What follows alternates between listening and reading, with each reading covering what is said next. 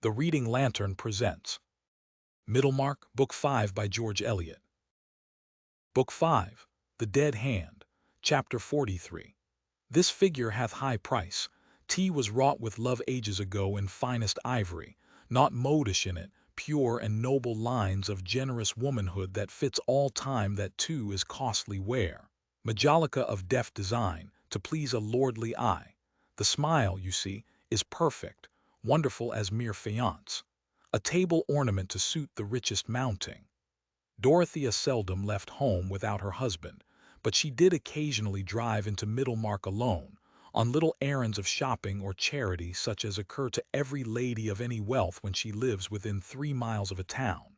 2 days after that scene in the yew tree walk, she determined to use such an opportunity in order, if possible, to see Lydgate, and learn from him whether her husband had really felt any depressing change of symptoms which he was concealing from her, and whether he had insisted on knowing the utmost about himself. She felt almost guilty in asking for knowledge about him from another, but the dread of being without it, the dread of that ignorance which would make her unjust or hard, overcame every scruple. That there had been some crisis in her husband's mind she was certain. He had the very next day begun a new method of arranging his notes, and had associated her quite newly in carrying out his plan. Poor Dorothea needed to lay up stores of patience. It was about 4 o'clock when she drove to Lydgate's house in Lydgate, wishing, in her immediate doubt of finding him at home, that she had written beforehand. And he was not at home. "Is Mrs. Lydgate at home?" said Dorothea, who had never, that she knew of, seen Rosamond, but now remembered the fact of the marriage. Yes, Mrs. Lydgate was at home. "I will go in and speak to her if she will allow me. Will you ask her if she can see me, see Mrs. Casaubon, for a few minutes?" When the servant had gone to deliver that message, Dorothea could hear sounds of music through an open window, a few notes from a man's voice, and then a piano bursting into roulades. But the roulades broke off suddenly, and then the servant came back saying that Mrs. Lydgate would be happy to see Mrs. Casaubon. When the drawing-room door opened and Dorothea entered, there was a sort of contrast not infrequent in country life, when the habits of the different ranks were less blent than now. Let those who know tell us exactly what stuff it was that Dorothea wore in those days of mild autumn, that thin white woolen stuff, soft to the touch and soft to the eye. It always seemed to have been lately washed, and to smell of the sweet hedges, was always in the shape of a pelisse with sleeves hanging all out of the fashion.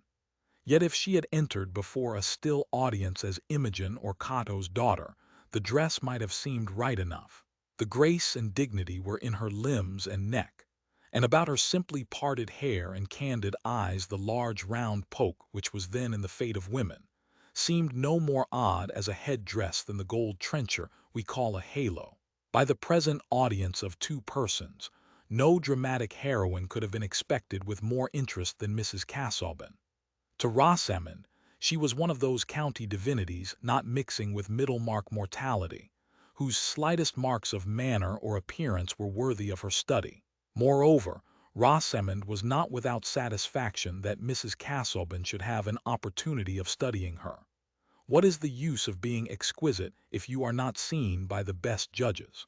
And since Rosamond had received the highest compliments at Sir Godwin Lydgate's, she felt quite confident of the impression she must make on people of good birth. Dorothea put out her hand with her usual simple kindness, and looked admiringly at Lydgate's lovely bride, aware that there was a gentleman standing at a distance, but seeing him merely as a coated figure at a wide angle. The gentleman was too much occupied with the presence of the one woman to reflect on the contrast between the two, a contrast that would certainly have been striking to a calm observer.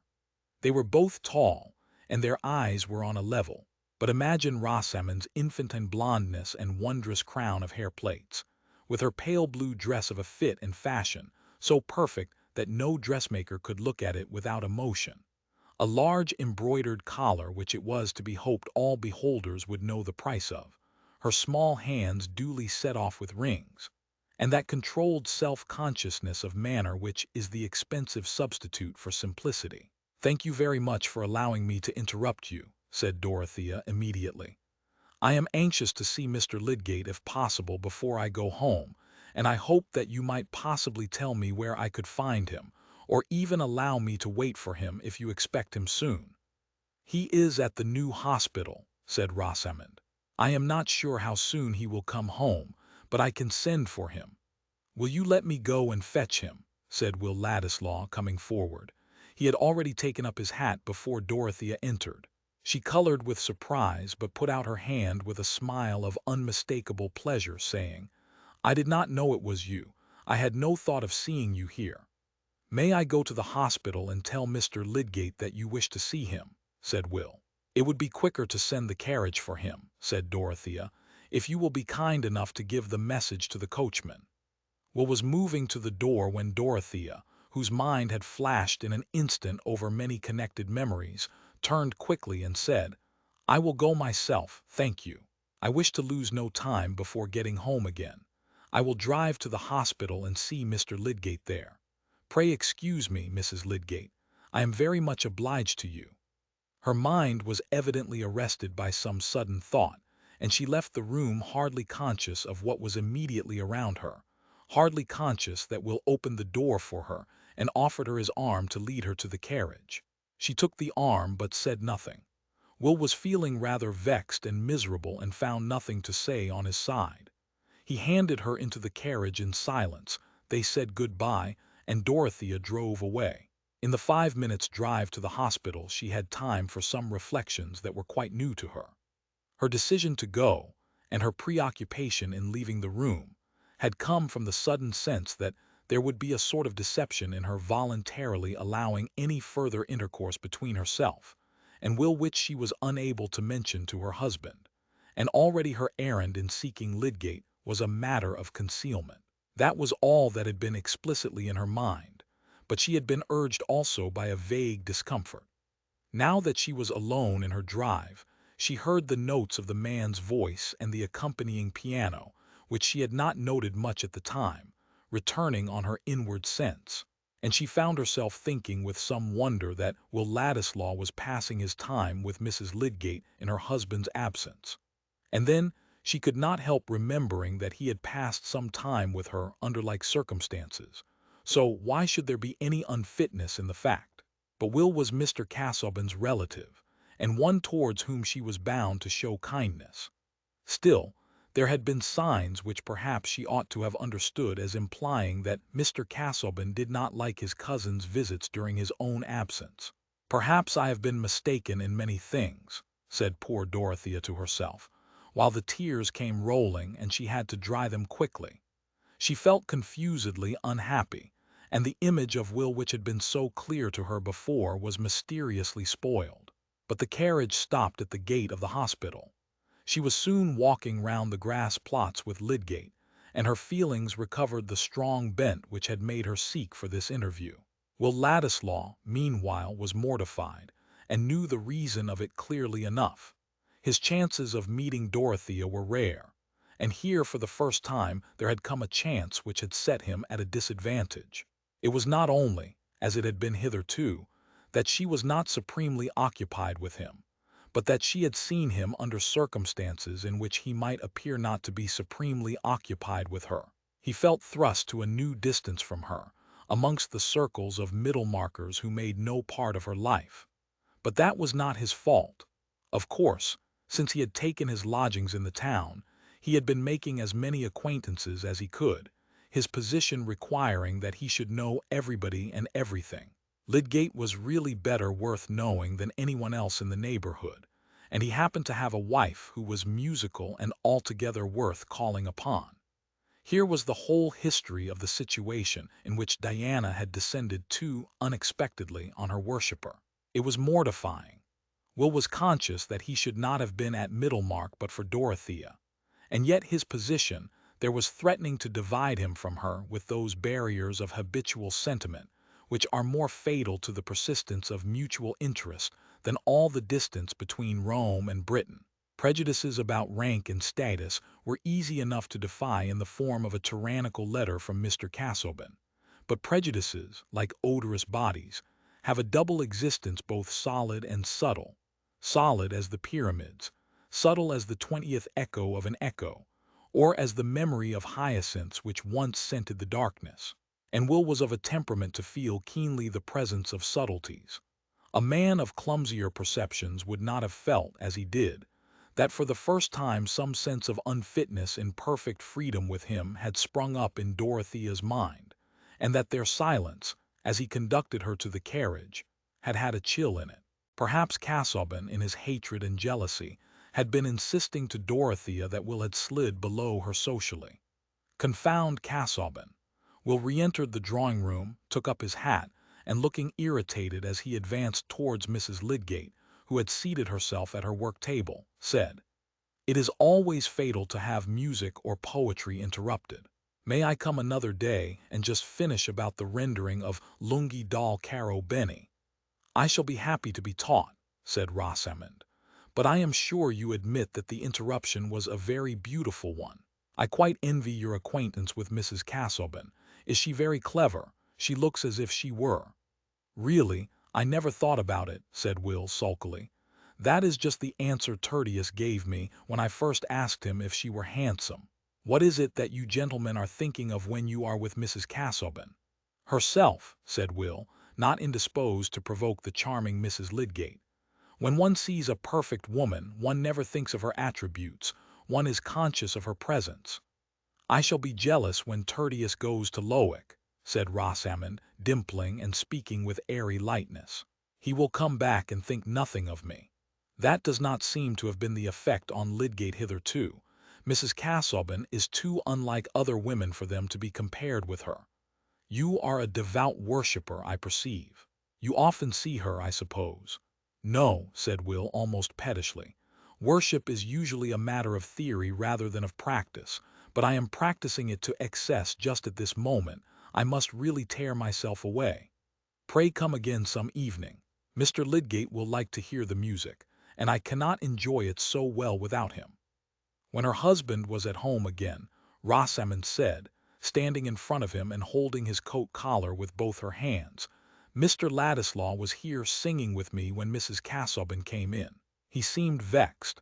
Do you think he disliked her seeing him at our house? Surely your position is more than equal to his, whatever may be his relation to the Casaubons." "No, no, it must be something else if he were really vexed.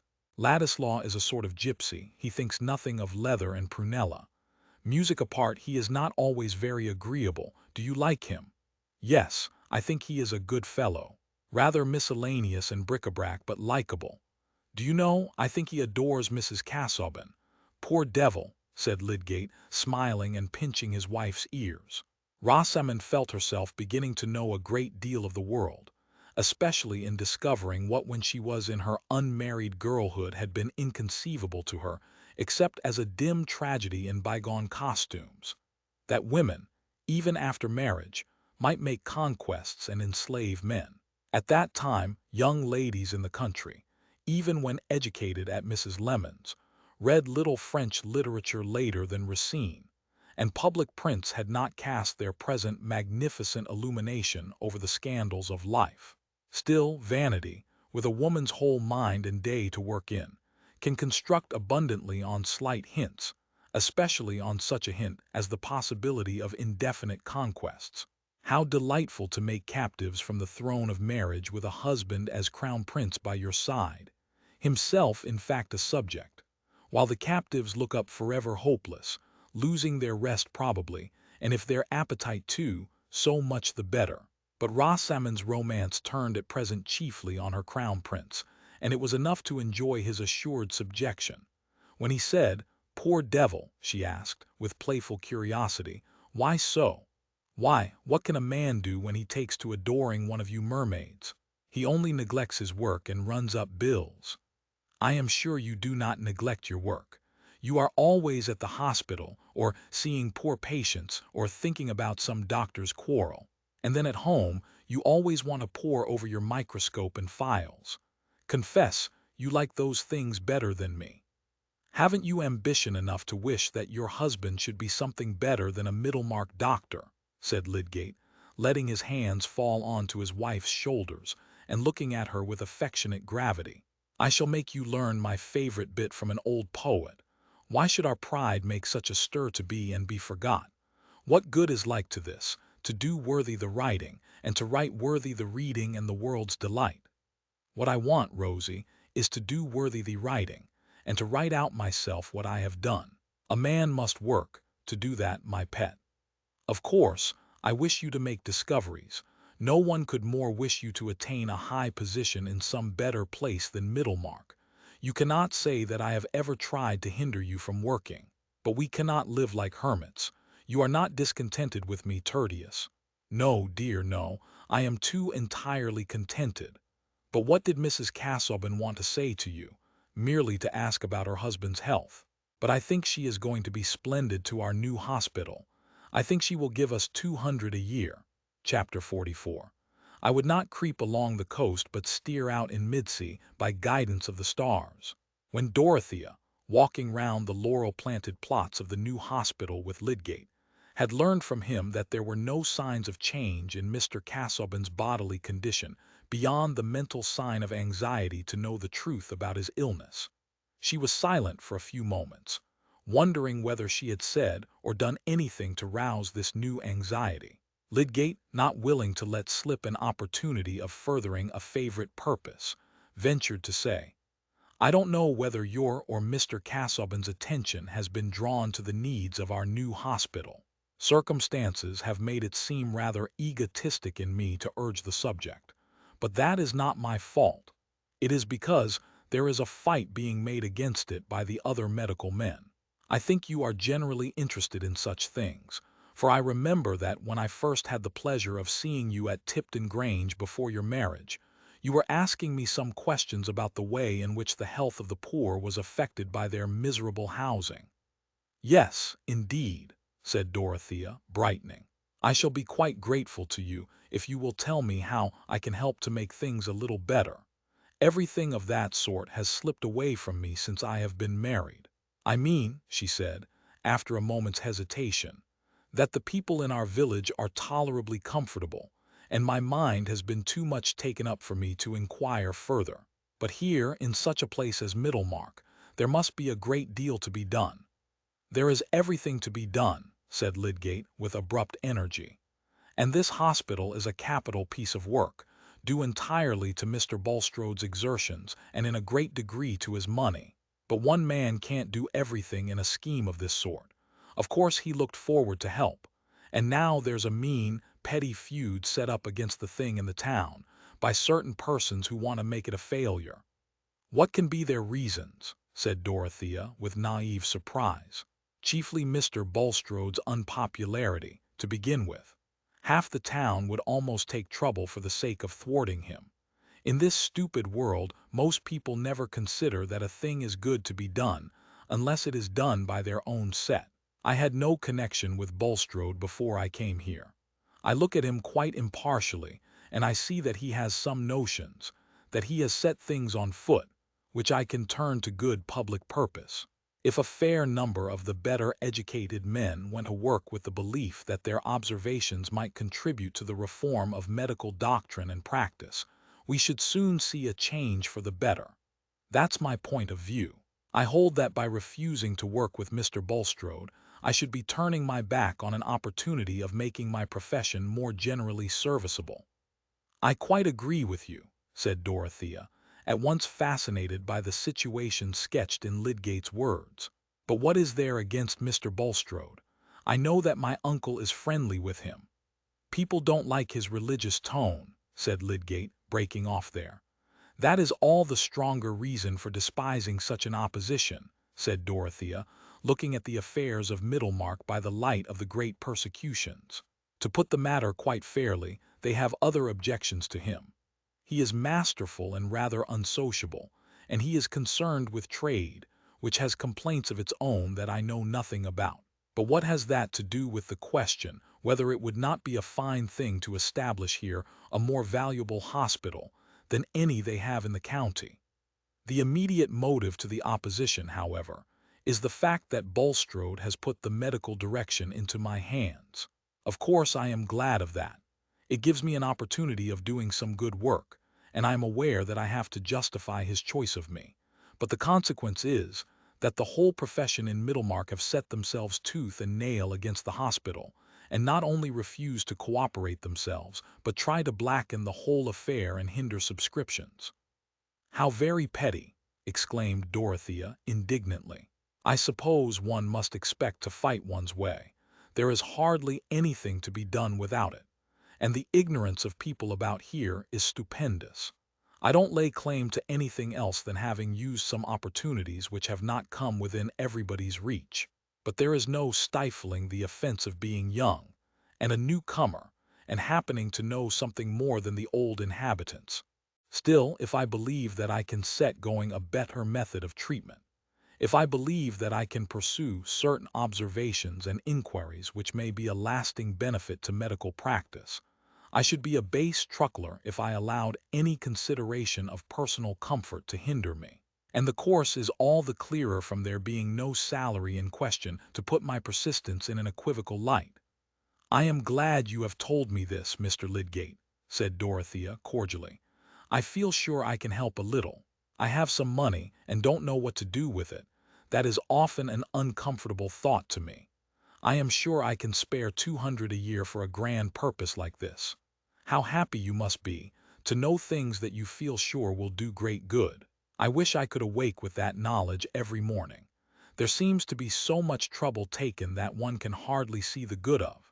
There was a melancholy cadence in Dorothea's voice as she spoke these last words, but she presently added more cheerfully, "Pray come to Lowick and tell us more of this. I will mention the subject to Mr. Casaubon. I must hasten home now."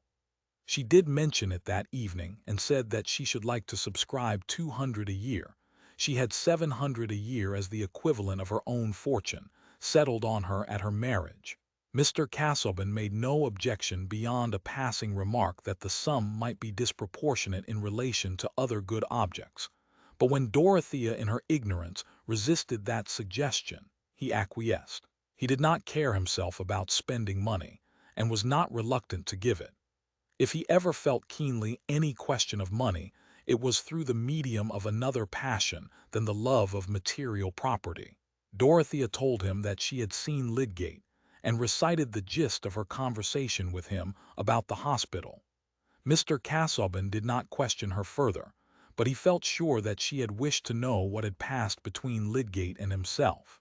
"She knows that I know," said the ever-restless voice within, but that increase of tacit knowledge only thrust further off any confidence between them. He distrusted her affection, and what loneliness is more lonely than distrust? Chapter 45. It is the humor of many heads to extol the days of their forefathers, and declaim against the wickedness of times present, which notwithstanding they cannot handsomely do, without the borrowed help and satire of times past, condemning the vices of their own times by the expressions of vices in times which they commend, which cannot but argue the community of vice in both. Horace, therefore, Juvenal, and Persius were no prophets, although their lines did seem to indigitate and point at our times. Sir Thomas Browne, Pseudodoxia Epidemica. That opposition to the new fever hospital which Lydgate had sketched to Dorothea was, like other oppositions, to be viewed in many different lights. He regarded it as a mixture of jealousy and dunder-headed prejudice. Mr. Bulstrode saw in it not only medical jealousy, but a determination to thwart himself, prompted mainly by a hatred of that vital religion of which he had striven to be an effectual lay representative, a hatred which certainly found pretexts apart from religion, such as were only too easy to find in the entanglements of human action. These might be called the ministerial views. But oppositions have the illimitable range of objections at command, which need never stop short at the boundary of knowledge, but can draw forever on the vasts of ignorance.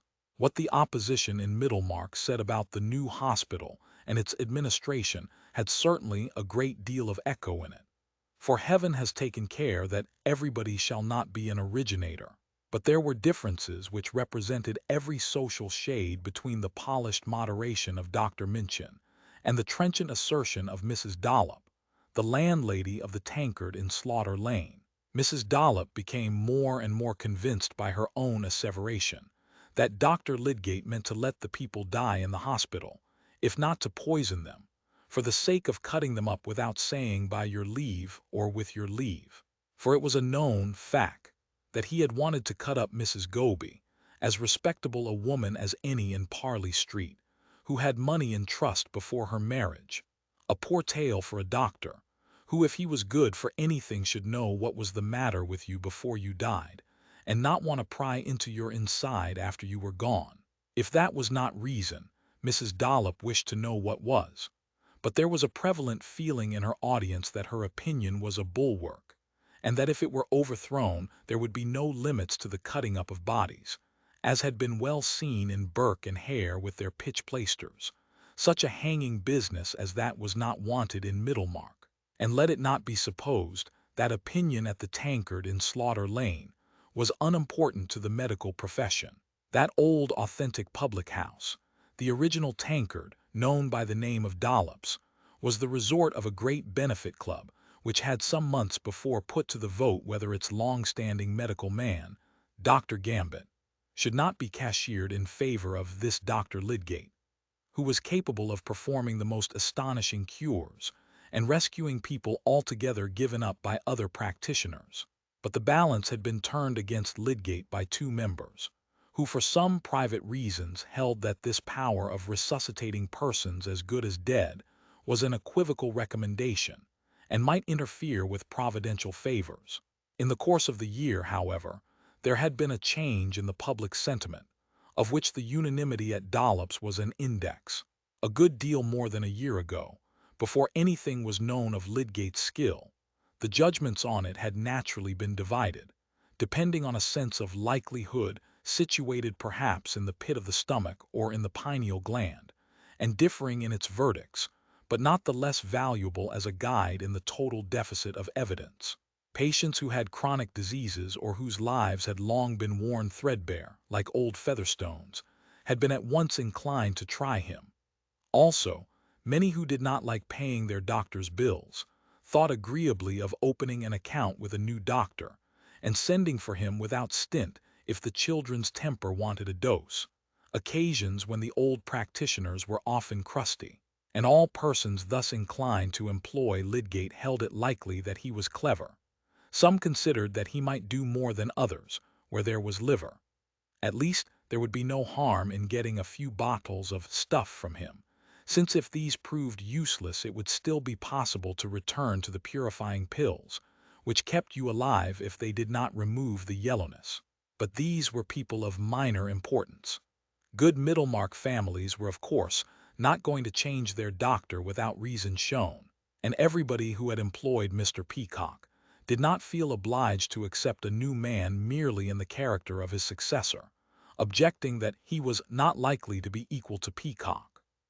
But Lydgate had not been long in the town before there were particulars enough reported of him to breed much more specific expectations and to intensify differences into partisanship, some of the particulars being of that impressive order of which the significance is entirely hidden, like a statistical amount without a standard of comparison, but with a note of exclamation at the end. The cubic feet of oxygen yearly swallowed by a full-grown man, what a shudder they might have created in some Middlemarch circles. Oxygen, nobody knows what that may be. Is it any wonder the cholera has got to Danzig? And yet there are people who say quarantine is no good. One of the facts quickly rumored was that Lydgate did not dispense drugs.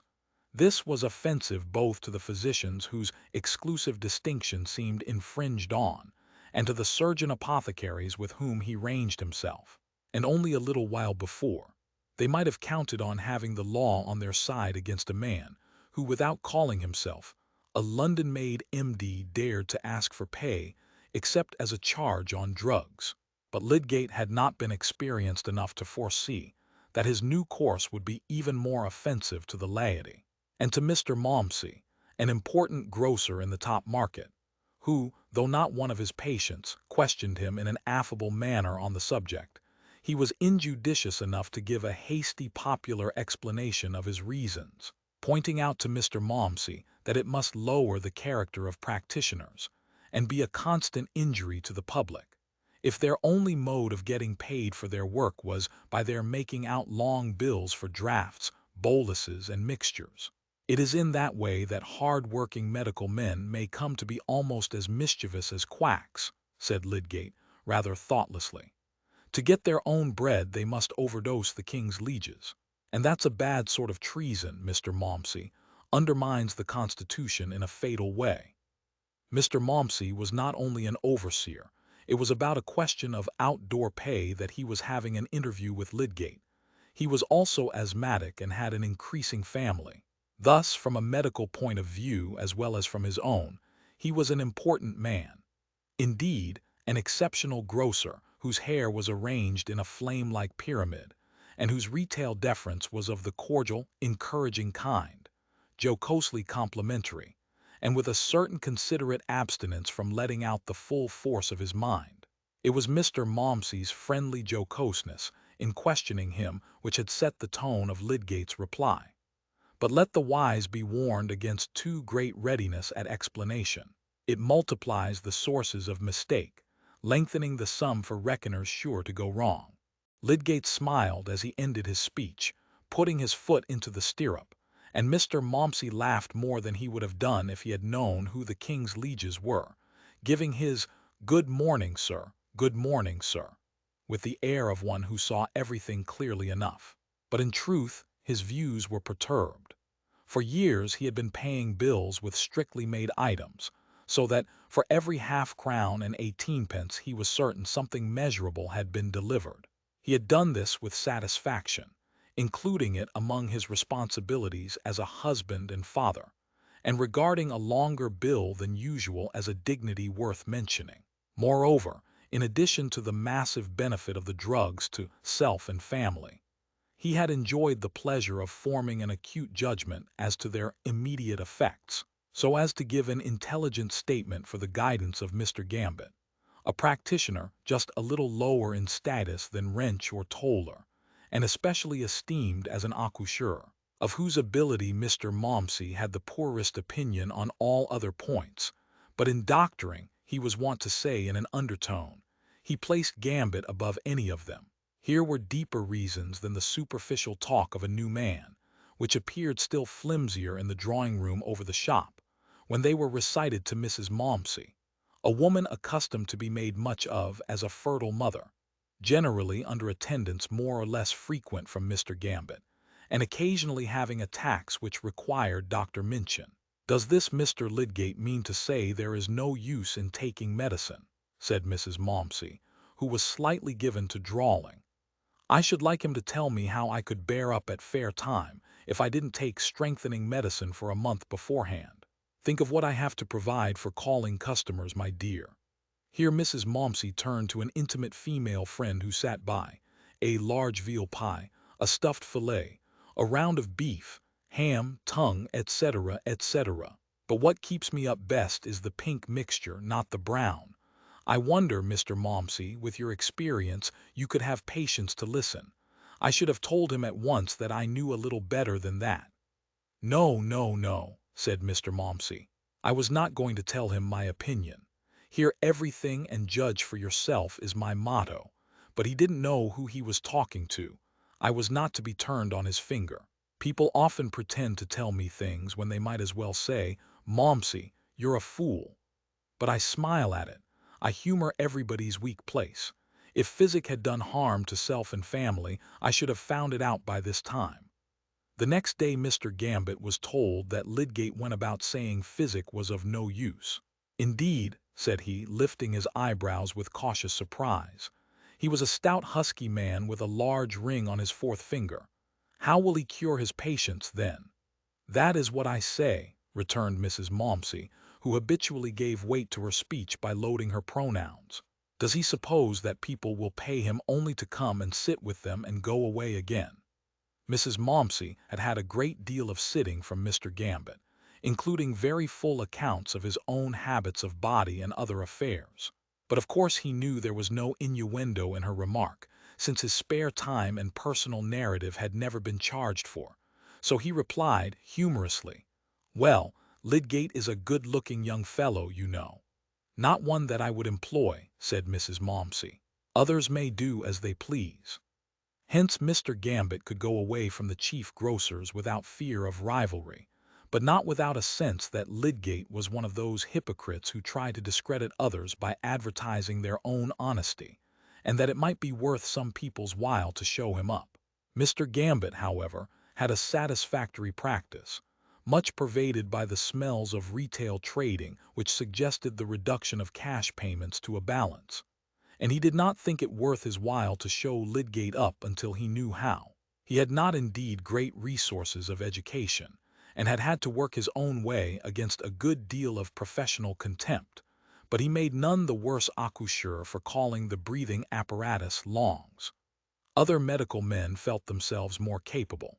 Mr. Toller shared the highest practice in the town, and belonged to an old Middlemarch family.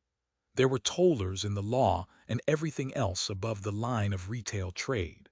Unlike our irascible friend Wrench, he had the easiest way in the world of taking things which might be supposed to annoy him, being a well-bred, quietly facetious man who kept a good house, was very fond of a little sporting when he could get it, very friendly with Mr. Hawley, and hostile to Mr. Bulstrode. It may seem odd that with such pleasant habits he should have been given to the heroic treatment, bleeding and blistering and starving his patients, with a dispassionate disregard to his personal example.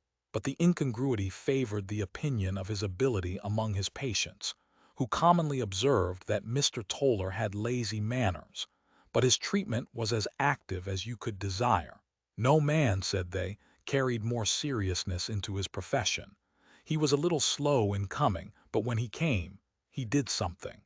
He was a great favorite in his own circle, and whatever he implied to anyone's disadvantage told doubly from his careless, ironical tone. He naturally got tired of smiling and saying, "Ah," when he was told that Mr. Peacock's successor did not mean to dispense medicines, and Mr. Hackbutt one day mentioning it over the wine at a dinner party, Mr. Toller said, laughingly, "Dibbits will get rid of his stale drugs then. I'm fond of little Dibbits. I'm glad he's in luck." "I see your meaning, Toller," said Mr. Hackbutt, "and I am entirely of your opinion. I shall take an opportunity of expressing myself to that effect. A medical man should be responsible for the quality of the drugs consumed by his patients. That is the rationale of the system of charging which has hitherto obtained, and nothing is more offensive than this ostentation of reform, where there is no real amelioration." "Ostentation, Hackbutt," said Mr. Toller, ironically. "I don't see that. A man can't very well be ostentatious of what nobody believes in. There's no reform in the matter. The question is, whether the profit on the drugs is paid to the medical man by the druggist or by the patient, and whether there shall be extra pay under the name of attendance." "Ah, to be sure. One of your damned new versions of old humbug," said Mr. Hawley, passing the decanter to Mr. Wrench. Mr. Wrench, generally abstemious, often drank wine rather freely at a party, getting the more irritable in consequence. "As to humbug, Hawley," he said, "that's a word easy to fling about. But what I contend against is the way medical men are fouling their own nest, and setting up a cry about the country as if a general practitioner who dispenses drugs couldn't be a gentleman. I throw back the imputation with scorn. I say, the most ungentlemanly trick a man can be guilty of is to come among the members of his profession with innovations which are a libel on their time-honored procedure. That is my opinion, and I am ready to maintain it against anyone who contradicts me." Mr. Wrench's voice had become exceedingly sharp. "I can't oblige you there, Wrench," said Mr. Hawley, thrusting his hands into his trouser pockets. "My dear fellow," said Mr. Toller, striking in pacifically, and looking at Mr. Wrench, "the physicians have their toes trodden on more than we have. If you come to dignity, it is a question for Minchin and Sprague." "Does medical jurisprudence provide nothing against these infringements?" said Mr. Hackbutt, with a disinterested desire to offer his lights. "How does the law stand, Hawley?" "Nothing to be done there," said Mr. Hawley. "I looked into it for Sprague. You'd only break your nose against a damned judge's decision." "Pooh, no need of law," said Mr. Toller. "So far as practice is concerned, the attempt is an absurdity. No patient will like it, certainly not peacocks who have been used to depletion. Pass the wine. Mr. Toller's prediction was partly verified. If Mr. and Mrs. Momsey, who had no idea of employing Lydgate, were made uneasy by his supposed declaration against drugs, it was inevitable that those who called him in should watch a little anxiously to see whether he did use all the means he might use in the case. Even good Mr. Powderell, who, in his constant charity of interpretation, was inclined to esteem Lydgate the more for what seemed a conscientious pursuit of a better plan, had his mind disturbed with doubts during his wife's attack of erysipelas, and could not abstain from mentioning to Lydgate that Mr. Peacock on a similar occasion had administered a series of boluses, which were not otherwise definable than by their remarkable effect in bringing Mrs. Powderell round before Michaelmas from an illness which had begun in a remarkably hot August. At last, indeed, in the conflict between his desire not to hurt Lydgate and his anxiety that no means should be lacking, he induced his wife privately to take Wigon's purifying pills, an esteemed Middlemarch medicine, which arrested every disease at the fountain by setting to work at once upon the blood. This cooperative measure was not to be mentioned to Lydgate, and Mr. Powderell himself had no certain reliance on it, only hoping that it might be attended with a blessing. But in this doubtful stage of Lydgate's introduction, he was helped by what we mortals rashly call good fortune. I suppose no doctor ever came newly to a place without making cures that surprised somebody, cures which may be called fortune's testimonials, and deserve as much credit as the written or printed kind. Various patients got well while Lydgate was attending them, some even of dangerous illnesses, and it was remarked that the new doctor with his new ways had at least the merit of bringing people back from the brink of death. The trash talked on such occasions was the more vexatious to Lydgate, because it gave precisely the sort of prestige which an incompetent and unscrupulous man would desire, and was sure to be imputed to him by the simmering dislike of the other medical men, as an encouragement on his own part of ignorant puffing. But even his proud outspokenness was checked by the discernment that it was as useless to fight against the interpretations of ignorance as to whip the fog, and good fortune insisted on using those interpretations. Mrs. Larcher, having just become charitably concerned about alarming symptoms in her charwoman, when Dr. Minchin called, asked him to see her then and there, and to give her a certificate for the infirmary, whereupon, after examination, he wrote a statement of the case as one of tumor, and recommended the bearer Nancy Nash as an outpatient. Nancy, calling at home on her way to the infirmary, allowed the stay-maker and his wife, in whose attic she lodged, to read Dr. Minchin's paper, and by this means became a subject of compassionate conversation in the neighboring shops of Churchyard Lane, as being afflicted with a tumor at first declared to be as large and hard as a duck's egg, but later in the day to be about the size of your fist. Most hearers agreed that it would have to be cut out, but one had known of oil and another of squitchineal, as adequate to soften and reduce any lump in the body when taken enough of into the inside, the oil by gradually suppling, the squitchineal by eating away. Meanwhile, when Nancy presented herself at the infirmary, it happened to be one of Lydgate's days there. After questioning and examining her, Lydgate said to the house surgeon in an undertone, "It's not tumor, it's cramp." He ordered her a blister and some steel mixture, and told her to go home and rest, giving her at the same time a note to Mrs. Larcher, who, she said, was her best employer, to testify that she was in need of good food. But by and by Nancy, in her attic, became portentously worse, the supposed tumor having indeed given way to the blister, but only wandered to another region with angrier pain. The staymaker's wife went to fetch Lydgate, and he continued for a fortnight to attend Nancy in her own home, until under his treatment she got quite well and went to work again. But the case continued to be described as one of tumor in Churchyard Lane and other streets, nay, by Mrs. Larcher also, for when Lydgate's remarkable cure was mentioned to Dr. Minchin, he naturally did not like to say, "The case was not one of tumor, and I was mistaken in describing it as such," but answered, Indeed. Ah, I saw it was a surgical case, not of a fatal kind. He had been inwardly annoyed, however, when he had asked at the infirmary about the woman he had recommended 2 days before, to hear from the house surgeon, a youngster who was not sorry to vex Minchin with impunity, exactly what had occurred. He privately pronounced that it was indecent in a general practitioner to contradict a physician's diagnosis in that open manner, and afterwards agreed with Wrench that Lydgate was disagreeably inattentive to etiquette. Lydgate did not make the affair a ground for valuing himself or, very particularly, despising Minchin, such rectification of misjudgments often happening among men of equal qualifications. But report took up this amazing case of tumor, not clearly distinguished from cancer, and considered the more awful for being of the wandering sort, till much prejudice against Lydgate's method, as to drugs, was overcome by the proof of his marvelous skill in the speedy restoration of Nancy Nash after she had been rolling and rolling in agonies from the presence of a tumor both hard and obstinate, but nevertheless compelled to yield. How could Lydgate help himself? It is offensive to tell a lady when she is expressing her amazement at your skill that she is altogether mistaken and rather foolish in her amazement, and to have entered into the nature of diseases would only have added to his breaches of medical propriety.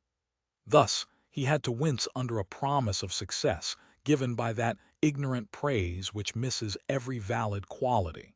In the case of a more conspicuous patient, Mr. Borthrop Trumbull, Lydgate was conscious of having shown himself something better than an everyday doctor, though here too it was an equivocal advantage that he won. The eloquent auctioneer was seized with pneumonia, and having been a patient of Mr. Peacock's, sent for Lydgate, whom he had expressed his intention to patronize. Mr. Trumbull was a robust man, a good subject for trying the expectant theory upon, watching the course of an interesting disease when left as much as possible to itself, so that the stages might be noted for future guidance, and from the air with which he described his sensations, Lydgate surmised that he would like to be taken into his medical man's confidence, and be represented as a partner in his own cure. The auctioneer heard, without much surprise, that his was a constitution which, always with due watching, might be left to itself, so as to offer a beautiful example of a disease with all its phases seen in clear delineation, and that he probably had the rare strength of mind voluntarily to become the test of a rational procedure, and thus make the disorder of his pulmonary functions a general benefit to society. Mr. Trumbull acquiesced at once, and entered strongly into the view that an illness of his was no ordinary occasion for medical science. Never fear, sir. You are not speaking to one who is altogether ignorant of the vis medicatrix, said he, with his usual superiority of expression, made rather pathetic by difficulty of breathing, and he went without shrinking through his abstinence from drugs, much sustained by application of the thermometer, which implied the importance of his temperature, by the sense that he furnished objects for the microscope, and by learning many new words which seemed suited to the dignity of his secretions. For Lydgate was acute enough to indulge him with a little technical talk. It may be imagined that Mr. Trumbull rose from his couch with a disposition to speak of an illness in which he had manifested the strength of his mind as well as constitution, and he was not backward in awarding credit to the medical man who had discerned the quality of patient he had to deal with. The auctioneer was not an ungenerous man, and liked to give others their due, feeling that he could afford it. He had caught the words expectant method, and rang chimes on this and other learned phrases to accompany the assurance that Lydgate knew a thing or two more than the rest of the doctors, was far better versed in the secrets of his profession than the majority of his compeers. This had happened before the affair of Fred Vincey's illness had given to Mr. Wrench's enmity towards Lydgate more definite personal ground. The newcomer already threatened to be a nuisance in the shape of rivalry, and was certainly a nuisance in the shape of practical criticism or reflections on his hard-driven elders, who had had something else to do than to busy themselves with untried notions. His practice had spread in 1 or 2 quarters, and from the first the report of his high family had led to his being pretty generally invited, so that the other medical men had to meet him at dinner in the best houses. And having to meet a man whom you dislike is not observed always to end in a mutual attachment. There was hardly ever so much unanimity among them as in the opinion that Lydgate was an arrogant young fellow, and yet ready for the sake of ultimately predominating to show a crawling subservience to Bulstrode. That Mr. Fairbrother, whose name was a chief flag of the anti-Bulstrode party, always defended Lydgate and made a friend of him, was referred to Fairbrother's unaccountable way of fighting on both sides. Here was plenty of preparation for the outburst of professional disgust at the announcement of the laws Mr. Bulstrode was laying down for the direction of the new hospital, which were the more exasperating because there was no present possibility of interfering with his will and pleasure, everybody except Lord Medlicote having refused help towards the building, on the ground that they preferred giving to the old infirmary. Mr. Bulstrode met all the expenses, and had ceased to be sorry that he was purchasing the right to carry out his notions of improvement without hindrance from prejudiced coadjutors. But he had had to spend large sums, and the building had lingered. Caleb Garth had undertaken it, had failed during its progress, and before the interior fittings were begun, had retired from the management of the business. And when referring to the hospital, he often said that, however Bulstrode might ring if you tried him, he liked good solid carpentry and masonry, and had a notion both of drains and chimneys. In fact, the hospital had become an object of intense interest to Bulstrode, and he would willingly have continued to spare a large yearly sum, that he might rule it dictatorially without any board. But he had another favorite object which also required money for its accomplishment. He wished to buy some land in the neighborhood of Middlemarch, and therefore he wished to get considerable contributions towards maintaining the hospital. Meanwhile he framed his plan of management. The hospital was to be reserved for fever in all its forms. Lydgate was to be chief medical superintendent, that he might have free authority to pursue all comparative investigations which his studies, particularly in Paris, had shown him the importance of, the other medical visitors having a consultative influence, but no power to contravene Lydgate's ultimate decisions. And the general management was to be lodged exclusively in the hands of 5 directors associated with Mr. Bulstrode, who were to have votes in the ratio of their contributions, the board itself filling up any vacancy in its numbers, and no mob of small contributors being admitted to a share of government. There was an immediate refusal on the part of every medical man in the town to become a visitor at the fever hospital. "Very well," said Lydgate to Mr. Bulstrode, "we have a capital house surgeon and dispenser, a clear-headed, neat-handed fellow. We'll get Webb from Crabsley, as good a country practitioner as any of them, to come over twice a week, and in case of any exceptional operation, Protheroe will come from Brassing. I must work the harder, that's all, and I have given up my post at the infirmary. The plan will flourish in spite of them, and then they'll be glad to come in. Things can't last as they are. There must be all sorts of reform soon, and then young fellows may be glad to come and study here." Lydgate was in high spirits. "I shall not flinch, you may depend upon it, Mr. Lydgate," said Mr. Bulstrode. "While I see you carrying out high intentions with vigor, you shall have my unfailing support, and I have humble confidence that the blessing which has hitherto attended my efforts against the spirit of evil in this town will not be withdrawn. Suitable directors to assist me I have no doubt of securing. Mr. Brooke of Tipton has already given me his concurrence, and a pledge to contribute yearly. He has not specified the sum, probably not a great one, but he will be a useful member of the board." A useful member was perhaps to be defined as one who would originate nothing, and always vote with Mr. Bulstrode. The medical aversion to Lydgate was hardly disguised now. Neither Dr. Sprague nor Dr. Minchin said that he disliked Lydgate's knowledge, or his disposition to improve treatment. What they disliked was his arrogance, which nobody felt to be altogether deniable. They implied that he was insolent, pretentious, and given to that reckless innovation for the sake of noise and show which was the essence of the charlatan. The word charlatan once thrown on the air could not be let drop. In those days the world was agitated about the wondrous doings of Mr. St. John Long, noblemen and gentlemen, attesting his extraction of a fluid like mercury from the temples of a patient. Mr. Toller remarked one day smilingly to Mrs. Taft that Bulstrode had found a man to suit him in Lydgate.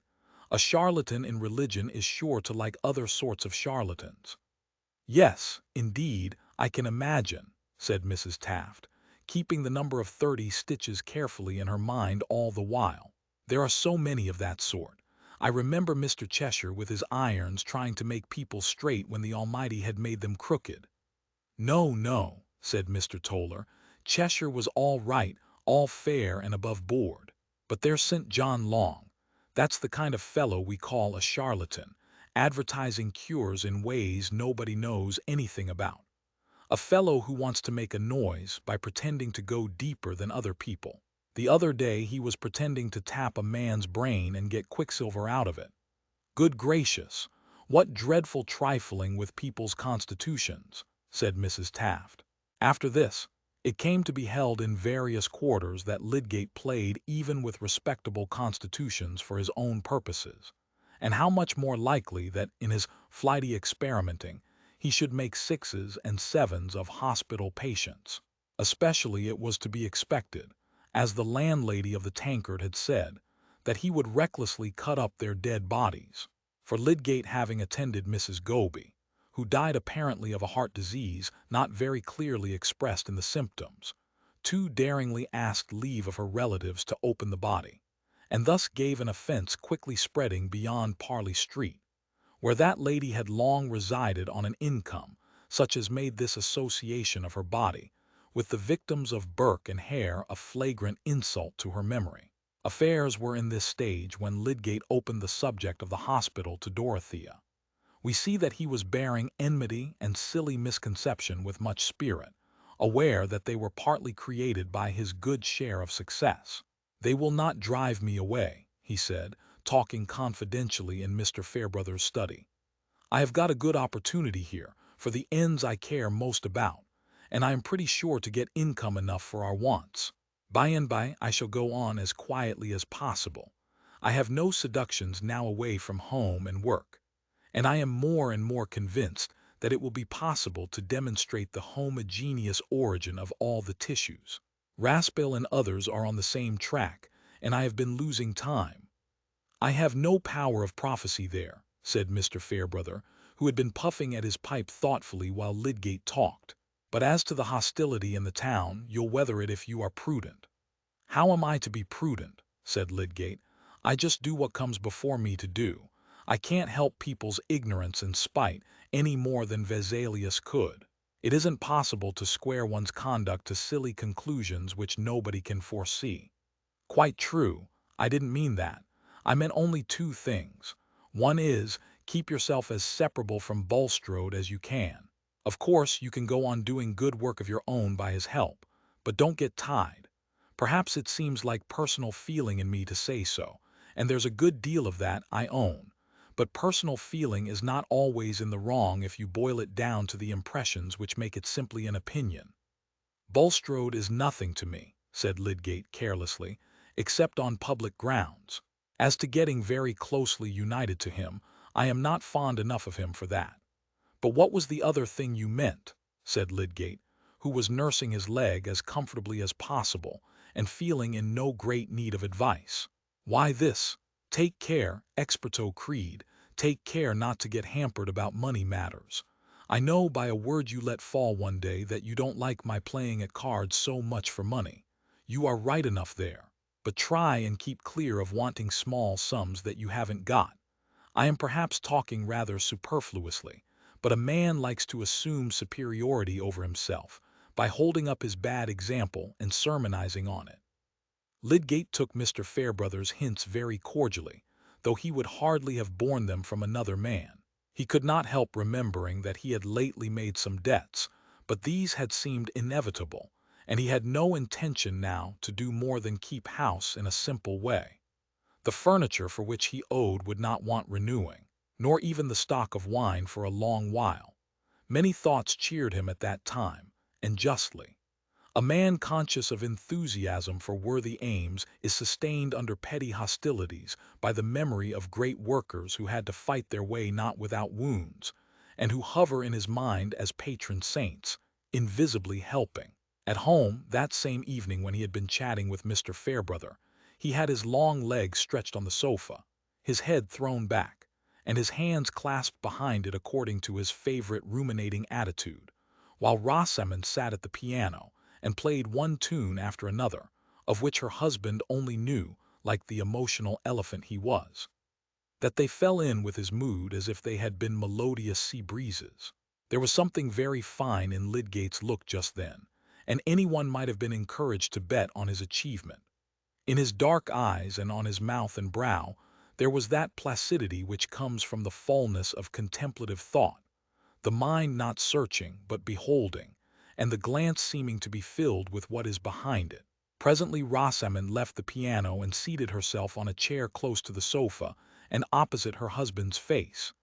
"Is that enough music for you, my lord?" she said, folding her hands before her and putting on a little air of meekness. "Yes, dear, if you are tired," said Lydgate, gently, turning his eyes and resting them on her, but not otherwise moving. Rosamond's presence at that moment was perhaps no more than a spoonful brought to the lake, and her woman's instinct in this matter was not dull. "What is absorbing you?" she said, leaning forward and bringing her face nearer to his. He moved his hands and placed them gently behind her shoulders. "I am thinking of a great fellow who was about as old as I am 300 years ago and had already begun a new era in anatomy." "I can't guess," said Rosamond, shaking her head. "We used to play at guessing historical characters at Mrs. Lemon's, but not anatomists. I'll tell you, his name was Vesalius, and the only way he could get to know anatomy as he did was by going to snatch bodies at night from graveyards and places of execution." "Oh," said Rosamond, with a look of disgust on her pretty face, "I am very glad you are not Vesalius. I should have thought he might find some less horrible way than that." "No, he couldn't," said Lydgate, going on too earnestly to take much notice of her answer. "He could only get a complete skeleton by snatching the whitened bones of a criminal from the gallows and burying them and fetching them away by bits secretly, in the dead of night." "I hope he is not one of your great heroes," said Rosamond, half playfully, half anxiously, "else I shall have you getting up in the night to go to St. Peter's churchyard. You know how angry you told me the people were about Mrs. Goby. You have enemies enough already." So had Vesalius, Rosie. No wonder the medical fogies in Middlemarch are jealous, when some of the greatest doctors living were fierce upon Vesalius because they had believed in Galen, and he showed that Galen was wrong. They called him a liar and a poisonous monster, but the facts of the human frame were on his side, and so he got the better of them. "And what happened to him afterwards?" said Rosamond with some interest. "Oh, he had a good deal of fighting to the last, and they did exasperate him enough at one time to make him burn a good deal of his work. Then he got shipwrecked just as he was coming from Jerusalem to take a great chair at Padua. He died rather miserably." There was a moment's pause before Rosamond said, "Do you know, Tertius, I often wish you had not been a medical man." "Nay, Rosie, don't say that," said Lydgate, drawing her closer to him. "That is like saying you wish you had married another man." "Not at all. You are clever enough for anything. You might easily have been something else. And your cousins at Quallingham all think that you have sunk below them in your choice of a profession." "The cousins at Quallingham may go to the devil," said Lydgate with scorn. "It was like their impudence if they said anything of the sort to you." "Still," said Rosamond, "I do not think it is a nice profession, dear." We know that she had much quiet perseverance in her opinion. "It is the grandest profession in the world, Rosamond," said Lydgate gravely. "And to say that you love me without loving the medical man in me is the same sort of thing as to say that you like eating a peach but don't like its flavor. Don't say that again, dear, it pains me." "Very well, Dr. Graveface," said Rosie, dimpling. "I will declare in future that I dote on skeletons and body snatchers and bits of things in files, and quarrels with everybody, that end in your dying miserably." "No, no, not so bad as that," said Lydgate, giving up remonstrance and petting her resignedly. Chapter 46. Pius no podemos haber aquello que queremos, queremos aquello que pedimos. Since we cannot get what we like, let us like what we can get. Spanish proverb. While Lydgate, safely married and with the hospital under his command, felt himself struggling for medical reform against Middlemarch, Middlemarch was becoming more and more conscious of the national struggle for another kind of reform. By the time that Lord John Russell's measure was being debated in the House of Commons, there was a new political animation in Middlemarch, and a new definition of parties which might show a decided change of balance if a new election came. And there were some who already predicted this event, declaring that a reform bill would never be carried by the actual Parliament. This was what Will Ladislaw dwelt on to Mr. Brooke as a reason for congratulation that he had not yet tried his strength at the hustings. "Things will grow and ripen as if it were a comet year," said Will. "The public temper will soon get to a cometary heat, now the question of reform has set in. There is likely to be another election before long, and by that time Middlemarch will have got more ideas into its head. What we have to work at now is the pioneer and political meetings." "Quite right, Ladislaw. We shall make a new thing of opinion here," said Mr. Brooke. "Only I want to keep myself independent about reform, you know.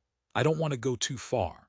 I want to take up Wilberforce's and Romilly's line, you know, and work at Negro emancipation, criminal law, that kind of thing. But of course I should support Gray. If you go in for the principle of reform, you must be prepared to take what the situation offers," said Will. "If everybody pulled for his own bit against everybody else, the whole question would go to tatters." "Yes, yes, I agree with you. I quite take that point of view. I should put it in that light. I should support Gray, you know, but I don't want to change the balance of the Constitution, and I don't think Gray would." "But that is what the country wants," said Will.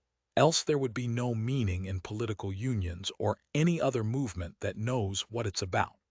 It wants to have a House of Commons which is not weighted with nominees of the landed class, but with representatives of the other interests. And as to contending for a reform short of that, it is like asking for a bit of an avalanche which has already begun to thunder." "That is fine, Ladislaw. That is the way to put it. Write that down now. We must begin to get documents about the feeling of the country, as well as the machine breaking and general distress." "As to documents," said Will, "a 2-inch card will hold plenty.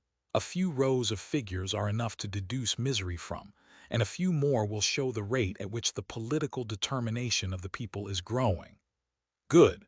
Draw that out a little more at length, Ladislaw. That is an idea now. Write it out in the Pioneer. Put the figures and deduce the misery, you know, and put the other figures and deduce, and so on. You have a way of putting things. Burke, now. When I think of Burke, I can't help wishing somebody had a pocket borough to give you, Ladislaw. You'd never get elected, you know. And we shall always want talent in the House. Reform as we will, we shall always want talent. That avalanche in the thunder, now, was really a little like Burke. I want that sort of thing, not ideas, you know, but a way of putting them." "Pocket boroughs would be a fine thing," said Ladislaw, "if they were always in the right pocket and there were always a Burke at hand." Will was not displeased with that complimentary comparison, even from Mr. Brooke, for it is a little too trying to human flesh to be conscious of expressing one's self better than others and never to have it noticed. And in the general dearth of admiration for the right thing, even a chance bray of applause falling exactly in time is rather fortifying. Will felt that his literary refinements were usually beyond the limits of Middlemarch perception. Nevertheless, he was beginning thoroughly to like the work of which when he began he had said to himself rather languidly, "Why not?" And he studied the political situation with as ardent an interest as he had ever given to poetic meters or medievalism. It is undeniable that, but for the desire to be where Dorothea was, and perhaps the want of knowing what else to do, Will would not at this time have been meditating on the needs of the English people or criticizing English statesmanship. He would probably have been rambling in Italy sketching plans for several dramas, trying prose and finding it too jejune, trying verse and finding it too artificial, beginning to copy bits from old pictures, leaving off because they were no good, and observing that, after all, self-culture was the principal point. While in politics he would have been sympathizing warmly with liberty and progress in general. Our sense of duty must often wait for some work which shall take the place of dilettantism, and make us feel that the quality of our action is not a matter of indifference. Ladislaw had now accepted his bit of work, though it was not that indeterminate loftiest thing which he had once dreamed of as alone worthy of continuous effort. His nature warmed easily in the presence of subjects which were visibly mixed with life and action, and the easily stirred rebellion in him helped the glow of public spirit. In spite of Mr. Casaubon and the banishment from Lowick, he was rather happy, getting a great deal of fresh knowledge in a vivid way and for practical purposes, and making the Pioneer celebrated as far as Brassing, never mind the smallness of the area. The writing was not worse than much that reaches the four corners of the earth.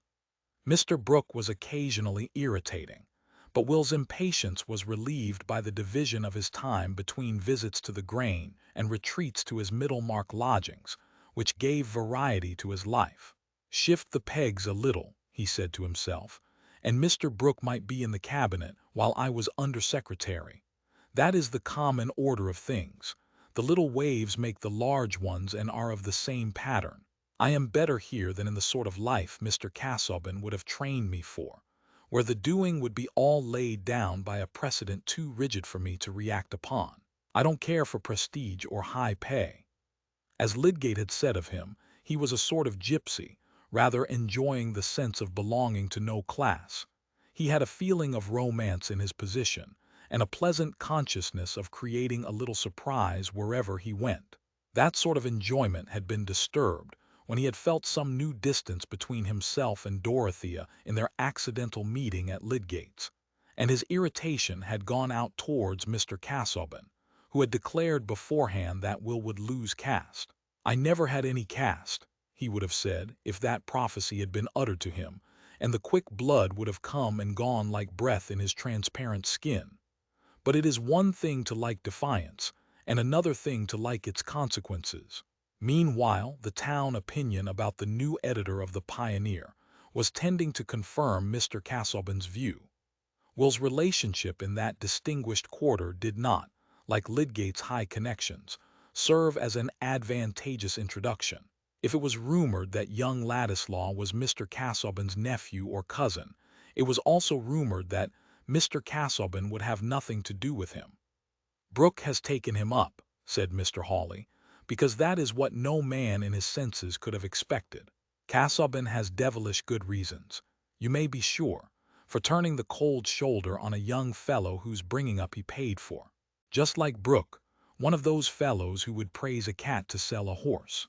And some oddities of Will's, more or less poetical, appeared to support Mr. Keck, the editor of the Trumpet, in asserting that Ladislaw, if the truth were known, was not only a Polish emissary but crack-brained, which accounted for the preternatural quickness and glibness of his speech when he got on to a platform, as he did whenever he had an opportunity, speaking with a facility which cast reflections on solid Englishmen generally.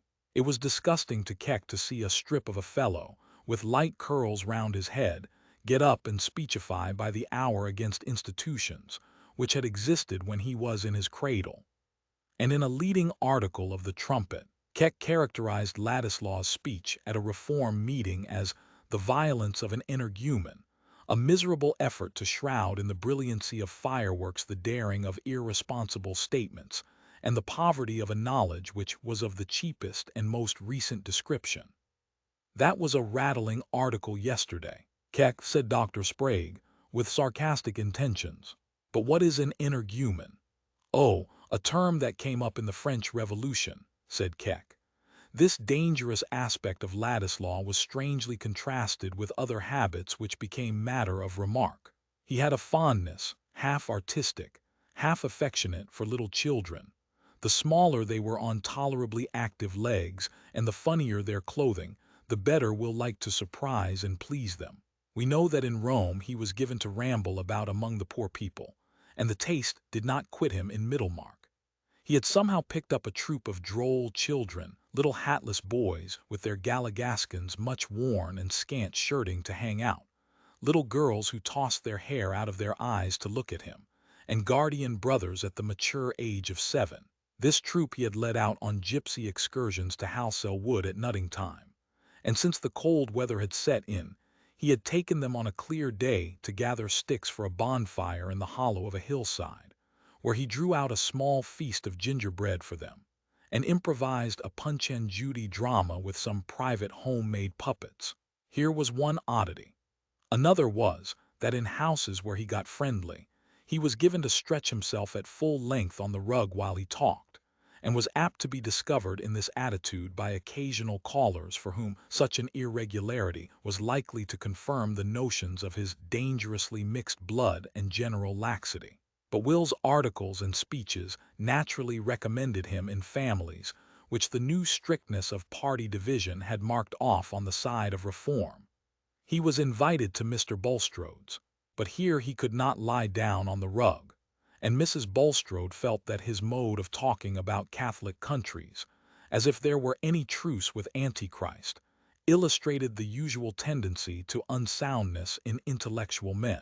At Mr. Fairbrother's, however, whom the irony of events had brought on the same side with Bulstrode in the national movement, Will became a favorite with the ladies, especially with little Miss Noble, whom it was one of his oddities to escort when he met her in the street with her little basket, giving her his arm in the eyes of the town, and insisting on going with her to pay some call where she distributed her small filchings from her own share of sweet things. But the house where he visited oftenest and lay most on the rug was Lydgate's. The two men were not at all alike, but they agreed none the worse. Lydgate was abrupt but not irritable, taking little notice of megrims in healthy people, and Ladislaw did not usually throw away his susceptibilities on those who took no notice of them. With Rosamond, on the other hand, he pouted and was wayward, nay, often uncomplimentary, much to her inward surprise. Nevertheless, he was gradually becoming necessary to her entertainment by his companionship in her music, his varied talk, and his freedom from the grave preoccupation which, with all her husband's tenderness and indulgence, often made his manners unsatisfactory to her, and confirmed her dislike of the medical profession. Lydgate inclined to be sarcastic on the superstitious faith of the people in the efficacy of the bill, while nobody cared about the low state of pathology, sometimes assailed Will with troublesome questions. One evening in March, Rosamond in her cherry-colored dress with swansdown trimming about the throat sat at the tea-table. Lydgate, lately come in tired from his outdoor work, was seated sideways on an easy chair by the fire with one leg over the elbow, his brow looking a little troubled as his eyes rambled over the columns of the Pioneer, while Rosamond, having noticed that he was perturbed, avoided looking at him, and inwardly thanked heaven that she herself had not a moody disposition. Will Ladislaw was stretched on the rug contemplating the curtain-pole abstractedly, and humming very low the notes of "When First I Saw Thy Face," while the house spaniel, also stretched out with small choice of room, looked from between his paws at the usurper of the rug with silent but strong objection. Rosamond bringing Lydgate his cup of tea, he threw down the paper, and said to Will, who had started up and gone to the table, "It's no use your puffing Brooke as a reforming landlord, Ladislaw. They only pick the more holes in his coat in the Trumpet." "No matter, those who read the Pioneer don't read the Trumpet," said Will, swallowing his tea and walking about. "Do you suppose the public reads with a view to its own conversion? We should have a witches brewing with a vengeance then. Mingle, mingle, mingle, mingle. You that mingle may, and nobody would know which side he was going to take. Fairbrother says he doesn't believe Brooke would get elected if the opportunity came. The very men who profess to be for him would bring another member out of the bag at the right moment. There's no harm in trying. It's good to have resident members." "Why?" said Lydgate, who was much given to use that inconvenient word in a curt tone. "They represent the local stupidity better," said Will, laughing and shaking his curls, "and they are kept on their best behavior in the neighborhood. Brooke is not a bad fellow, but he has done some good things on his estate that he never would have done but for this parliamentary bite." "He's not fitted to be a public man," said Lydgate, with contemptuous decision. "He would disappoint everybody who counted on him. I can see that at the hospital. Only their Bulstrode holds the reins and drives him." "That depends on how you fix your standard of public men," said Will. "He's good enough for the occasion. When the people have made up their mind as they are making it up now, they don't want a man, they only want a vote. That is the way with you political writers, Ladislaw crying up a measure as if it were a universal cure, and crying up men who are a part of the very disease that wants curing." "Why not? Men may help to cure themselves off the face of the land without knowing it," said Will, who could find reasons impromptu, when he had not thought of a question beforehand. "That is no excuse for encouraging the superstitious exaggeration of hopes about this particular measure, helping the cry to swallow it whole, and to send up voting popinjays who are good for nothing but to carry it. You go against rottenness, and there is nothing more thoroughly rotten than making people believe that society can be cured by a political hocus-pocus. That's very fine, my dear fellow, but your cure must begin somewhere, and put it that 1,000 things which debase a population can never be reformed without this particular reform to begin with. Look what Stanley said the other day, that the House had been tinkering long enough at small questions of bribery, inquiring whether this or that voter has had a guinea when everybody knows that the seats have been sold wholesale. Wait for wisdom and conscience in public agents. Fiddlestick. The only conscience we can trust to is the massive sense of wrong in a class, and the best wisdom that will work is the wisdom of balancing claims. That's my text. Which side is injured? I support the man who supports their claims, not the virtuous upholder of the wrong. That general talk about a particular case is mere question begging, Ladislaw. When I say I go in for the dose that cures, it doesn't follow that I go in for opium in a given case of gout. I am not begging the question we are upon, whether we are to try for nothing till we find immaculate men to work with. Should you go on that plan, if there were one man who would carry you a medical reform and another who would oppose it, should you inquire which had the better motives or even the better brains? "Oh, of course," said Lydgate, seeing himself checkmated by a move which he had often used himself. "If one did not work with such men as are at hand, things must come to a deadlock. Suppose the worst opinion in the town about Bulstrode were a true one. That would not make it less true that he has the sense and the resolution to do what I think ought to be done in the matters I know and care most about.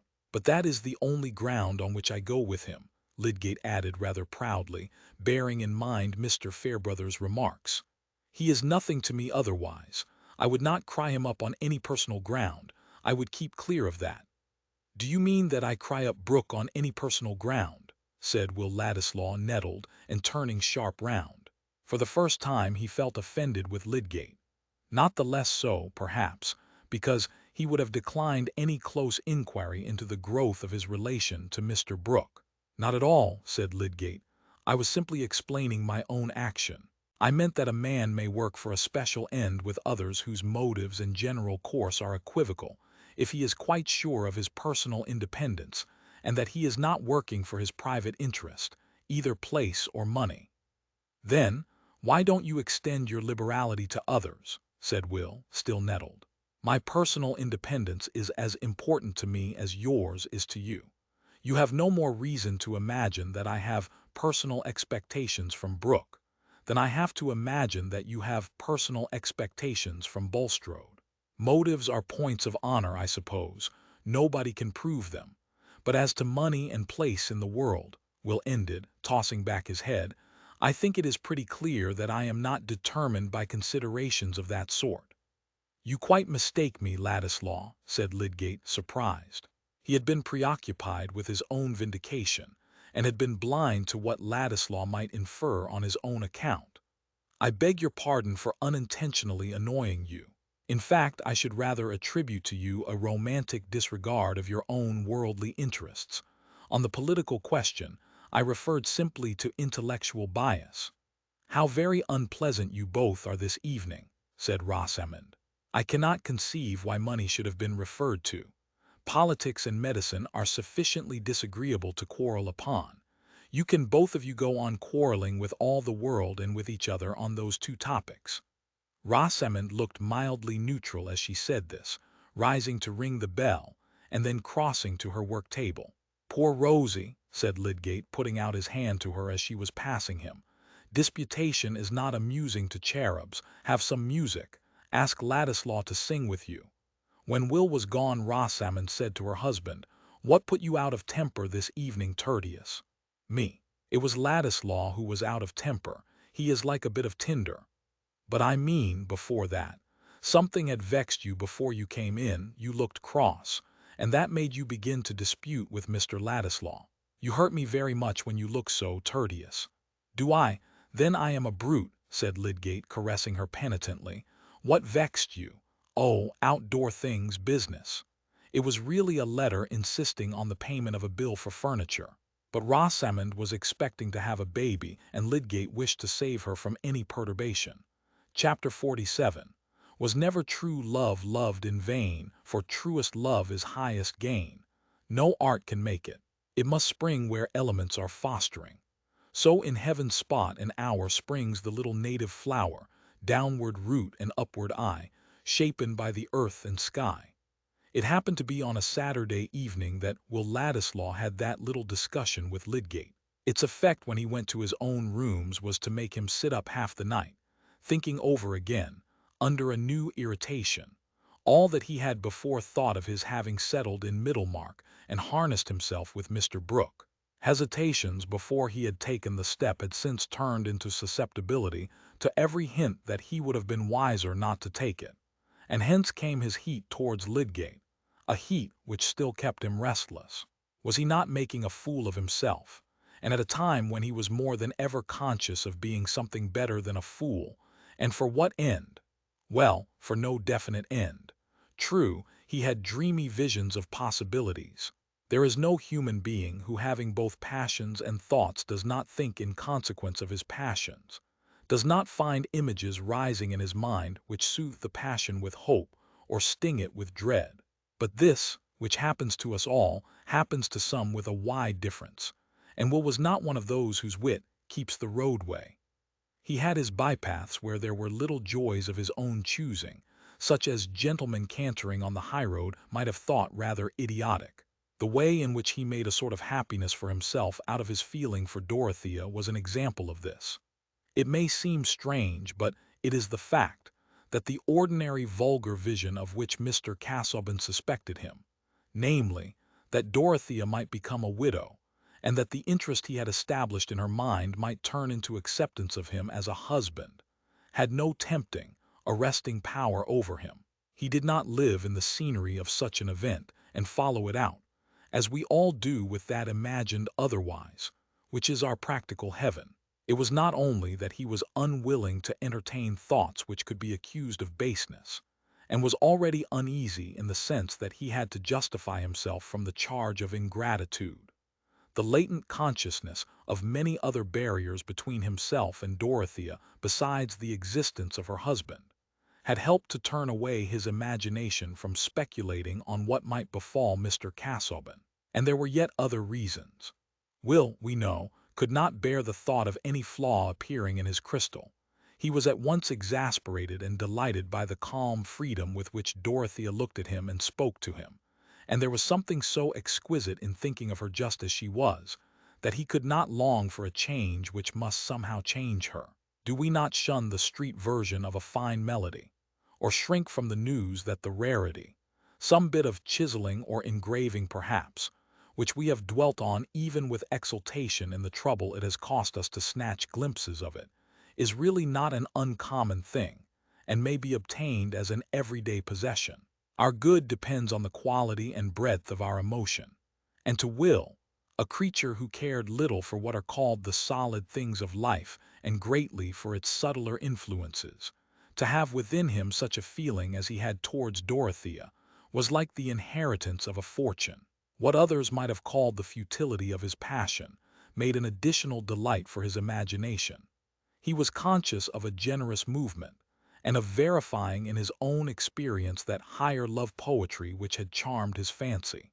Dorothea, he said to himself, was forever enthroned in his soul.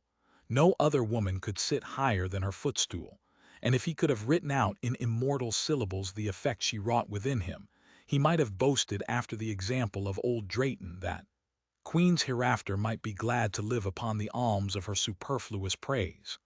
But this result was questionable. And what else could he do for Dorothea? What was his devotion worth to her? It was impossible to tell. He would not go out of her reach. He saw no creature among her friends to whom he could believe that she spoke with the same simple confidence as to him. She had once said that she would like him to stay, and stay he would, whatever fire-breathing dragons might hiss around her. This had always been the conclusion of Will's hesitations, but he was not without contradictoriness and rebellion, even towards his own resolve.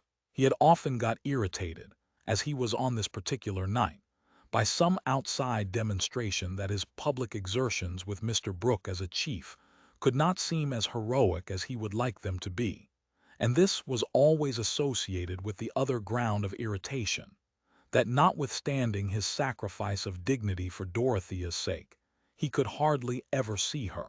Whereupon, not being able to contradict these unpleasant facts, he contradicted his own strongest bias and said, "I am a fool."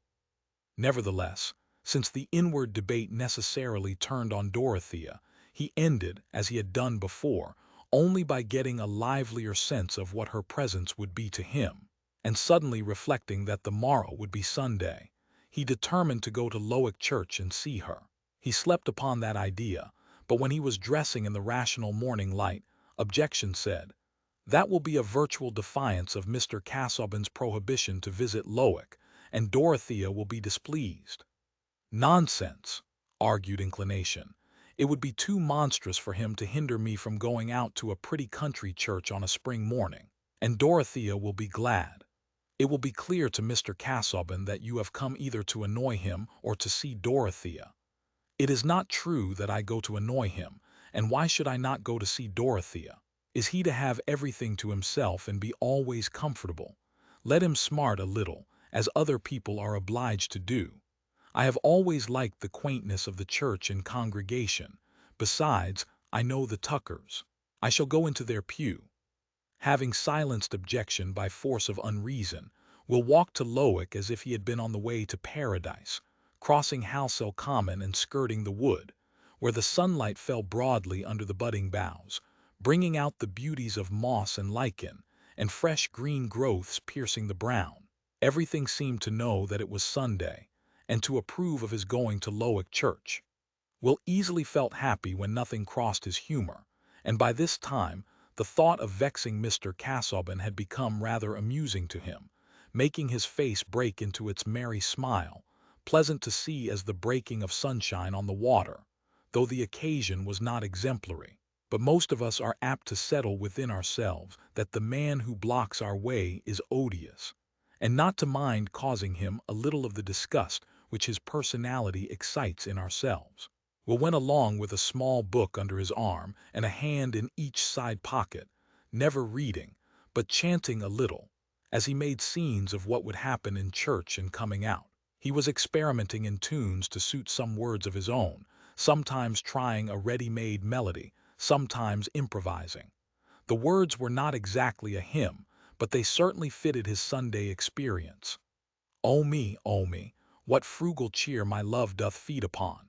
A touch, a ray that is not here, a shadow that is gone, a dream of breath that might be near, an inly echoed tone, the thought that one may think me dear, the place where one was known, the tremor of a banished fear, an ill that was not done.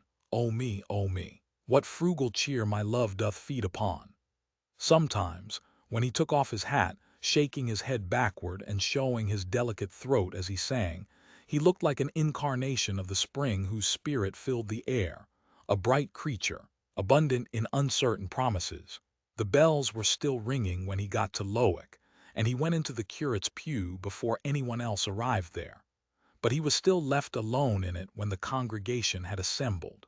The curate's pew was opposite the rector's at the entrance of the small chancel, and Will had time to fear that Dorothea might not come while he looked round at the group of rural faces, which made the congregation from year to year within the whitewashed walls and dark old pews, hardly with more change than we see in the boughs of a tree which breaks here and there with age, but yet has young shoots. Mr. Riggs's frog face was something alien and unaccountable, but notwithstanding this shock to the order of things, there were still the walls and the rural stock of the Powderells in their pews side by side.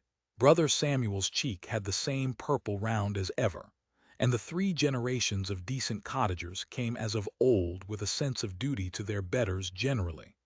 The smaller children regarding Mr. Casaubon, who wore the black gown and mounted to the highest box, as probably the chief of all betters, and the one most awful if offended. Even in 1831 Lowick was at peace, not more agitated by reform than by the solemn tenor of the Sunday sermon. The congregation had been used to seeing Will at church in former days, and no one took much note of him except the choir, who expected him to make a figure in the singing. Dorothea did at last appear on this quaint background, walking up the short aisle in her white beaver bonnet and gray cloak, the same she had worn in the Vatican. Her face being, from her entrance, towards the chancel, even her short-sighted eyes soon discerned Will, but there was no outward show of her feeling except a slight paleness and a grave bow as she passed him. To his own surprise, Will felt suddenly uncomfortable, and dared not look at her after they had bowed to each other.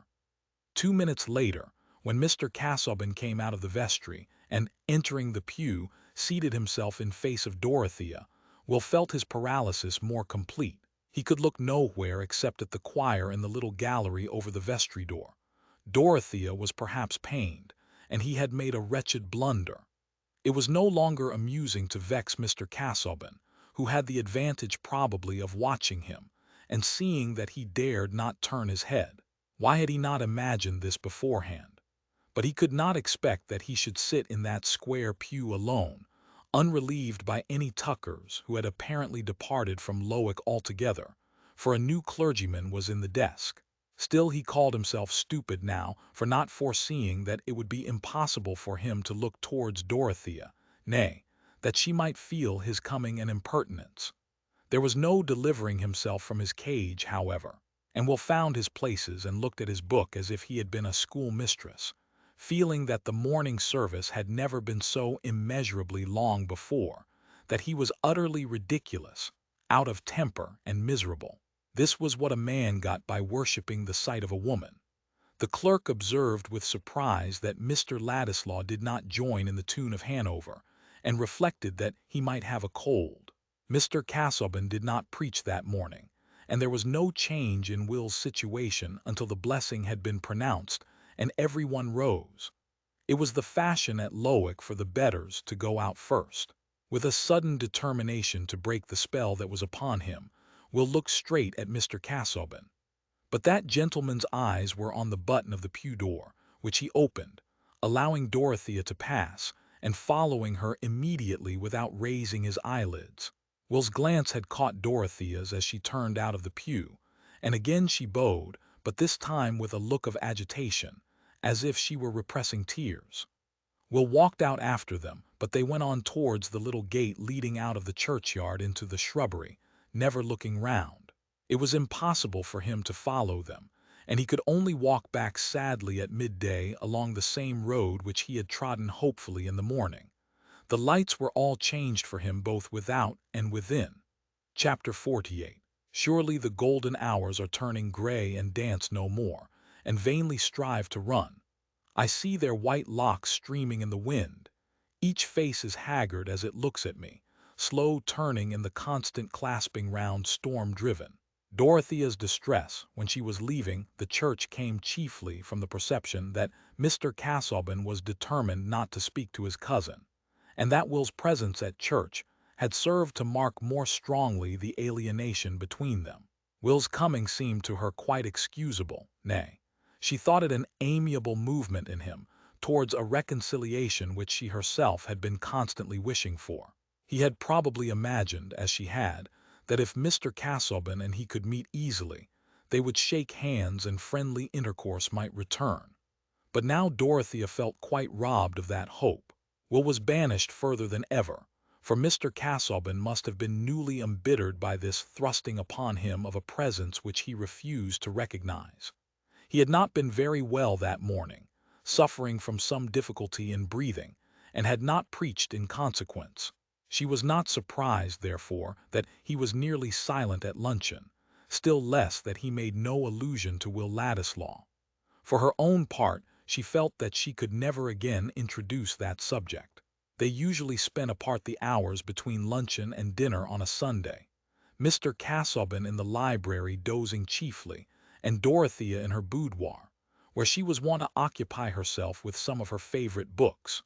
There was a little heap of them on the table in the bow window, of various sorts, from Herodotus, which she was learning to read with Mr. Casaubon, to her old companion Pascal and Keble's Christian Year. But today she opened one after another and could read none of them. Everything seemed dreary. The portents before the birth of Cyrus, Jewish antiquities, oh dear, devout epigrams, the sacred chime of favorite hymns, all alike were as flat as tunes beaten on wood. Even the spring flowers and the grass had a dull shiver in them under the afternoon clouds that hid the sun fitfully. Even the sustaining thoughts which had become habits seemed to have in them the weariness of long future days in which she would still live with them for her sole companions.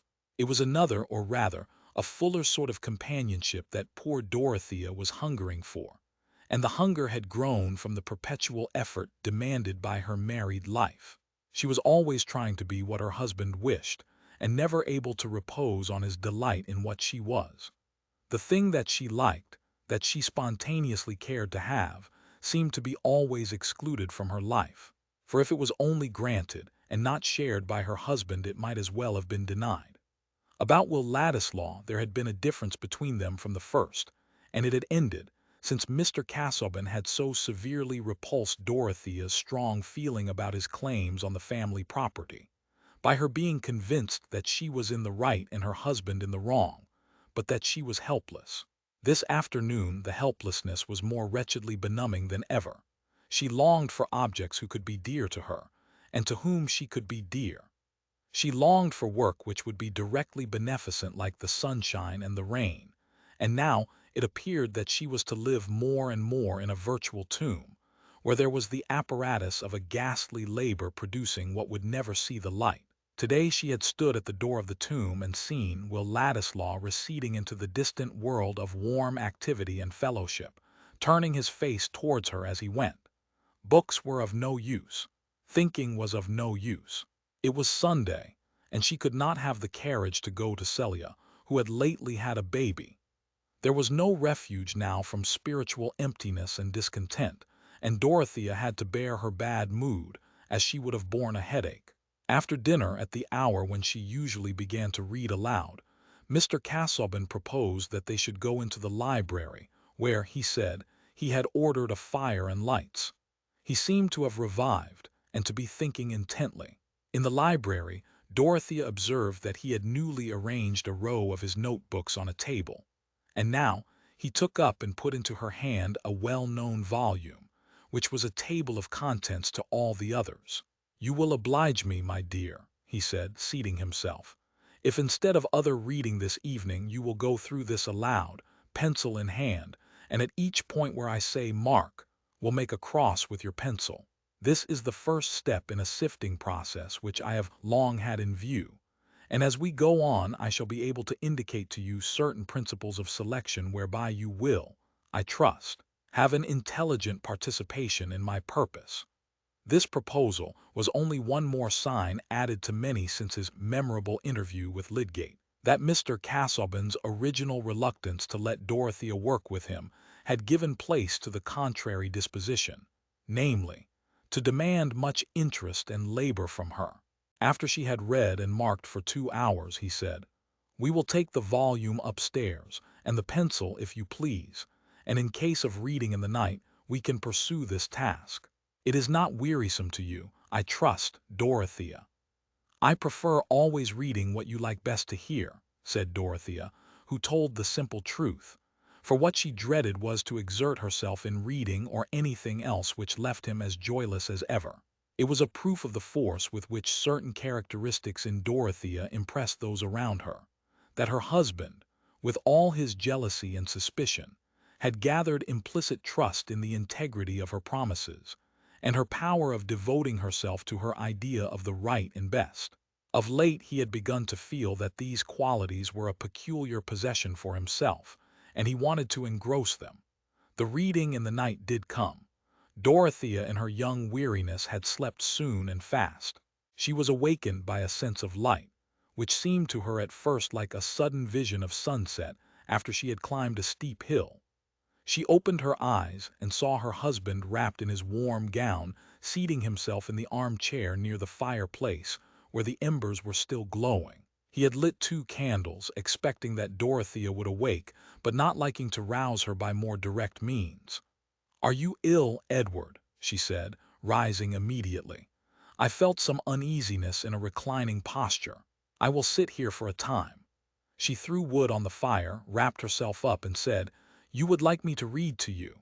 "You would oblige me greatly by doing so, Dorothea," said Mr. Casaubon, with a shade more meekness than usual in his polite manner. "I am wakeful, my mind is remarkably lucid." "I fear that the excitement may be too great for you," said Dorothea, remembering Lydgate's cautions. "No, I am not conscious of undue excitement. Thought is easy." Dorothea dared not insist, and she read for an hour or more on the same plan as she had done in the evening, but getting over the pages with more quickness. Mr. Casaubon's mind was more alert, and he seemed to anticipate what was coming after a very slight verbal indication, saying, "That will do, mark that," or "Pass on to the next head. I omit the second excursus on Crete." Dorothea was amazed to think of the bird-like speed with which his mind was surveying the ground where it had been creeping for years. At last he said, "Close the book now, my dear. We will resume our work tomorrow. I have deferred it too long and would gladly see it completed. But you observe that the principle on which my selection is made is to give adequate and not disproportionate illustration to each of the theses enumerated in my introduction, as at present sketched. You have perceived that distinctly, Dorothea." "Yes," said Dorothea, rather tremulously. She felt sick at heart. "And now I think that I can take some repose," said Mr. Casaubon. He laid down again and begged her to put out the lights. When she had lain down too, and there was a darkness only broken by a dull glow on the hearth, he said, "Before I sleep, I have a request to make, Dorothea." "What is it?" said Dorothea, with dread in her mind. "It is that you will let me know, deliberately, whether, in case of my death, you will carry out my wishes, whether you will avoid doing what I should deprecate, and apply yourself to do what I should desire." Dorothea was not taken by surprise. Many incidents had been leading her to the conjecture of some intention on her husband's part which might make a new yoke for her. She did not answer immediately. "You refuse," said Mr. Casaubon, with more edge in his tone. "No, I do not yet refuse," said Dorothea in a clear voice, the need of freedom asserting itself within her. "But it is too solemn. I think it is not right to make a promise when I am ignorant what it will bind me to. Whatever affection prompted I would do without promising. But you would use your own judgment. I ask you to obey mine. You refuse." "No, dear, no," said Dorothea beseechingly, crushed by opposing fears.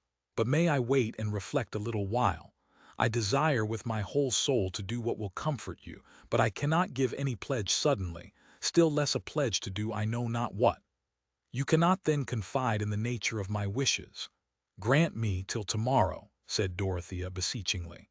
"Till tomorrow, then," said Mr. Casaubon. Soon she could hear that he was sleeping, but there was no more sleep for her. While she constrained herself to lie still lest she should disturb him, her mind was carrying on a conflict in which imagination ranged its forces first on one side and then on the other. She had no presentiment that the power which her husband wished to establish over her future action had relation to anything else than his work. but it was clear enough to her that he would expect her to devote herself to sifting those mixed heaps of material, which were to be the doubtful illustration of principles still more doubtful. The poor child had become altogether unbelieving as to the trustworthiness of that key which had made the ambition and the labor of her husband's life. It was not wonderful that, in spite of her small instruction, her judgment in this matter was truer than his, for she looked with unbiased comparison and healthy sense at probabilities on which he had risked all his egoism. And now she pictured to herself the days, and months, and years which she must spend in sorting what might be called shattered mummies, and fragments of a tradition which was itself a mosaic wrought from crushed ruins, sorting them as food for a theory which was already withered in the birth like an elfin child. Doubtless, a vigorous error vigorously pursued has kept the embryos of truth a-breathing. The quest of gold being at the same time a questioning of substances, the body of chemistry is prepared for its soul, and Lavoisier is born. But Mr. Casaubon's theory of the elements which made the seed of all tradition was not likely to bruise itself unawares against discoveries. It floated among flexible conjectures no more solid than those etymologies which seemed strong because of likeness in sound, until it was shown that likeness in sound made them impossible. It was a method of interpretation which was not tested by the necessity of forming anything which had sharper collisions than an elaborate notion of Gog and Magog. It was as free from interruption as a plan for threading the stars together. And Dorothea had so often had to check her weariness and impatience over this questionable riddle-guessing, as it revealed itself to her instead of the fellowship in high knowledge which was to make life worthier. She could understand well enough now why her husband had come to cling to her, as possibly the only hope left that his labors would ever take a shape in which they could be given to the world. At first it had seemed that he wished to keep even her aloof from any close knowledge of what he was doing, but gradually the terrible stringency of human need, the prospect of a too speedy death, and here Dorothea's pity turned from her own future to her husband's past, nay, to his present hard struggle with a lot which had grown out of that past, the lonely labor, the ambition breathing hardly under the pressure of self-distrust, the goal receding, and the heavier limbs, and now at last the sword visibly trembling above him. And had she not wished to marry him that she might help him in his life's labor? But she had thought the work was to be something greater, which she could serve indevoutly for its own sake. Was it right even to soothe his grief? Would it be possible, even if she promised, to work as in a treadmill fruitlessly? And yet could she deny him? Could she say, I refuse to content this pining hunger? It would be refusing to do for him dead what she was almost sure to do for him living. If he lived as Lydgate had said he might, for 15 years or more, her life would certainly be spent in helping him and obeying him. Still, there was a deep difference between that devotion to the living and that indefinite promise of devotion to the dead. While he lived, he could claim nothing that she would not still be free to remonstrate against, and even to refuse. But the thought passed through her mind more than once, though she could not believe in it. Might he not mean to demand something more from her than she had been able to imagine, since he wanted her pledge to carry out his wishes without telling her exactly what they were? No, his heart was bound up in his work only. That was the end for which his failing life was to be eked out by hers. And now, if she were to say, "No, if you die, I will put no finger to your work," it seemed as if she would be crushing that bruised heart. For 4 hours Dorothea lay in this conflict, till she felt ill and bewildered, unable to resolve, praying mutely. Helpless as a child which has sobbed and sought too long, she fell into a late morning sleep, and when she waked Mr. Casaubon was already up. Tantripp told her that he had read prayers, breakfasted, and was in the library. "I never saw you look so pale, madam," said Tantripp, a solid-figured woman who had been with the sisters at Lausanne. "Was I ever high-colored, Tantripp?" said Dorothea, smiling faintly. "Well, not to say high-colored, but with a bloom like a Chinese rose, but always smelling those leather books. What can be expected? Do rest a little this morning, madam. Let me say you are ill and not able to go into that close library." "Oh, no, no. "Let me make haste," said Dorothea. "Mr. Casaubon wants me particularly." When she went down, she felt sure that she should promise to fulfill his wishes. But that would be later in the day, not yet. As Dorothea entered the library, Mr. Casaubon turned round from the table where he had been placing some books, and said, "I was waiting for your appearance, my dear. I had hoped to set to work at once this morning, but I find myself under some indisposition, probably from too much excitement yesterday.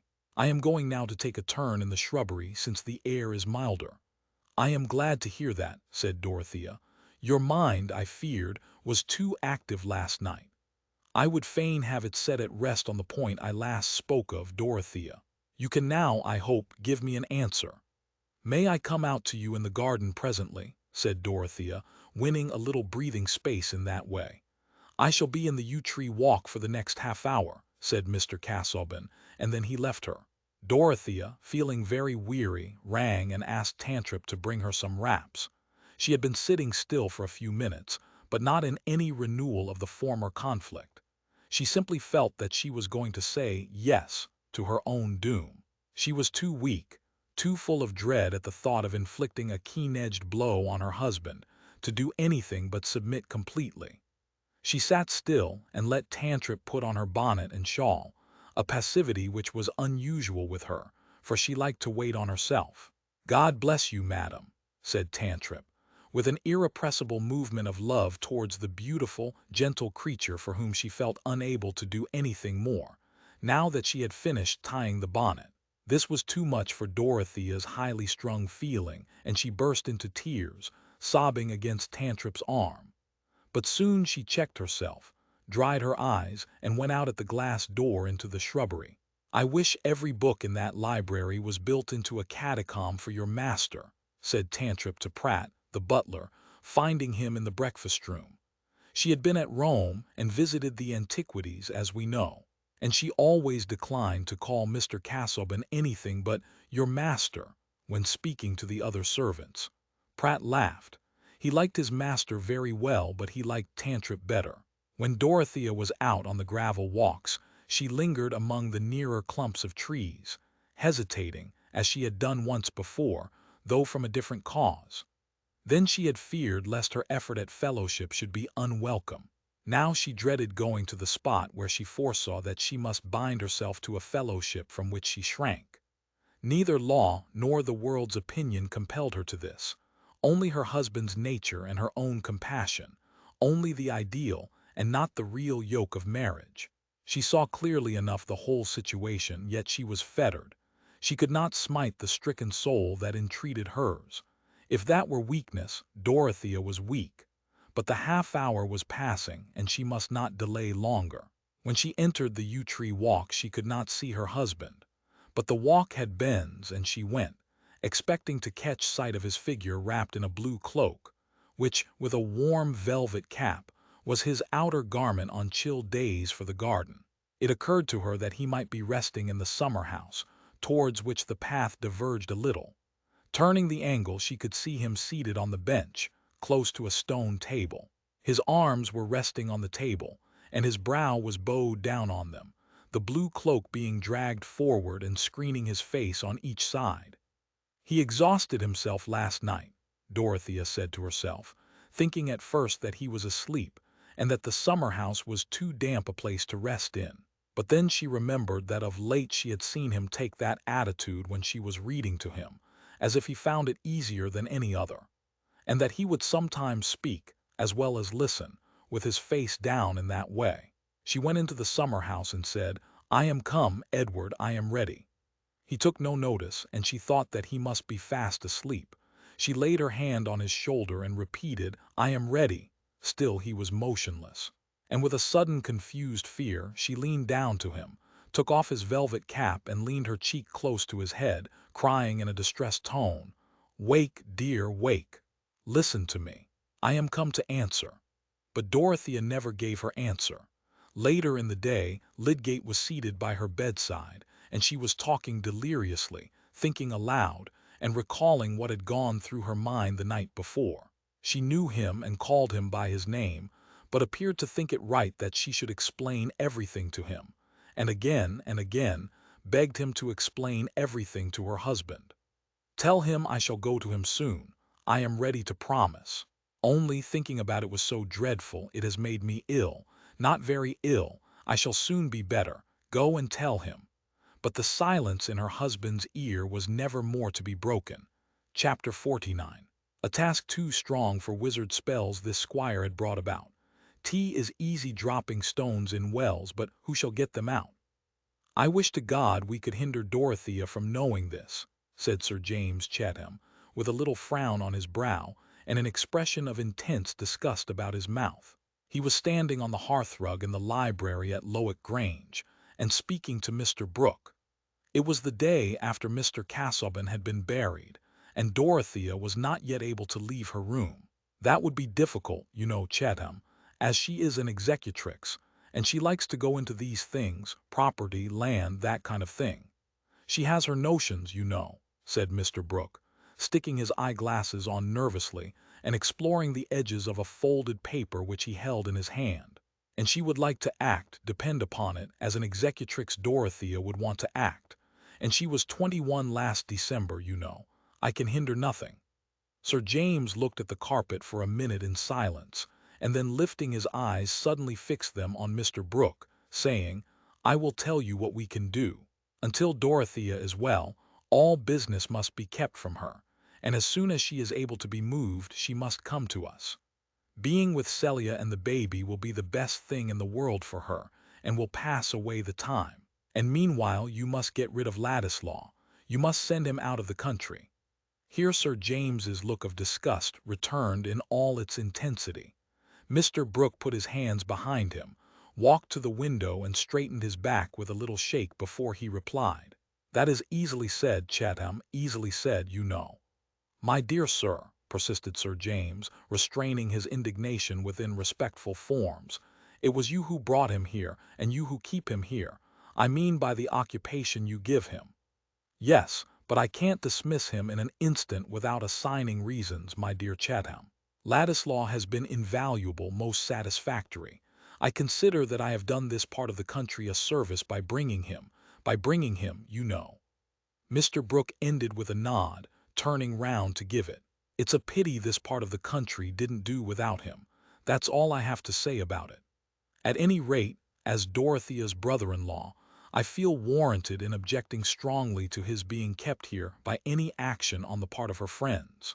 You admit, I hope, that I have a right to speak about what concerns the dignity of my wife's sister." Sir James was getting warm. "Of course, my dear Chatham, of course. But you and I have different ideas, different—" "Not about this action of Casaubon's, I should hope," interrupted Sir James. "I say that he has most unfairly compromised Dorothea. I say that there never was a meaner, more ungentlemanly action than this. A codicil of this sort to a will which he made at the time of his marriage with the knowledge and reliance of her family, a positive insult to Dorothea. Well, you know, Casaubon was a little twisted about Ladislaw. Ladislaw has told me the reason. Dislike of the bent he took, you know. Ladislaw didn't think much of Casaubon's notions, Thoth and Dagon, that sort of thing. And I fancy that Casaubon didn't like the independent position Ladislaw had taken up. I saw the letters between them, you know. Poor Casaubon was a little buried in books. He didn't know the world. "It's all very well for Ladislaw to put that color on it," said Sir James. "But I believe Casaubon was only jealous of him on Dorothea's account, and the world will suppose that she gave him some reason. And that is what makes it so abominable, coupling her name with this young fellow's." "My dear Chatham, it won't lead to anything, you know," said Mr. Brooke, seating himself and sticking on his eyeglass again. "It's all of a piece with Casaubon's oddity. This paper, now, synoptical tabulation and so on, for the use of Mrs. Casaubon, it was locked up in the desk with the will. I suppose he meant Dorothea to publish his researches, eh? And she'll do it, you know. She has gone into his studies uncommonly." "My dear sir," said Sir James impatiently, "that is neither here nor there. The question is, whether you don't see with me the propriety of sending young Ladislaw away." "Well, no, not the urgency of the thing. By and by, perhaps, it may come round. As to gossip, you know, Sending him away won't hinder gossip. People say what they like to say, not what they have chapter and verse for," said Mr. Brooke, becoming acute about the truths that lay on the side of his own wishes. "I might get rid of Ladislaw up to a certain point, take away the pioneer from him, and that sort of thing. But I couldn't send him out of the country if he didn't choose to go, didn't choose, you know." Mr. Brooke, persisting as quietly as if he were only discussing the nature of last year's weather, and nodding at the end with his usual amenity, was an exasperating form of obstinacy. "Good God," said Sir James with as much passion as he ever showed, "let us get him a post, let us spend money on him. If he could go in the suite of some colonial governor, Grampus might take him, and I could write to Fulk about it. But Ladislaw won't be shipped off like a head of cattle, my dear fellow. Ladislaw has his ideas. It's my opinion that if he were to part from me tomorrow, you'd only hear the more of him in the country. With his talent for speaking and drawing up documents, there are few men who could come up to him as an agitator, you know."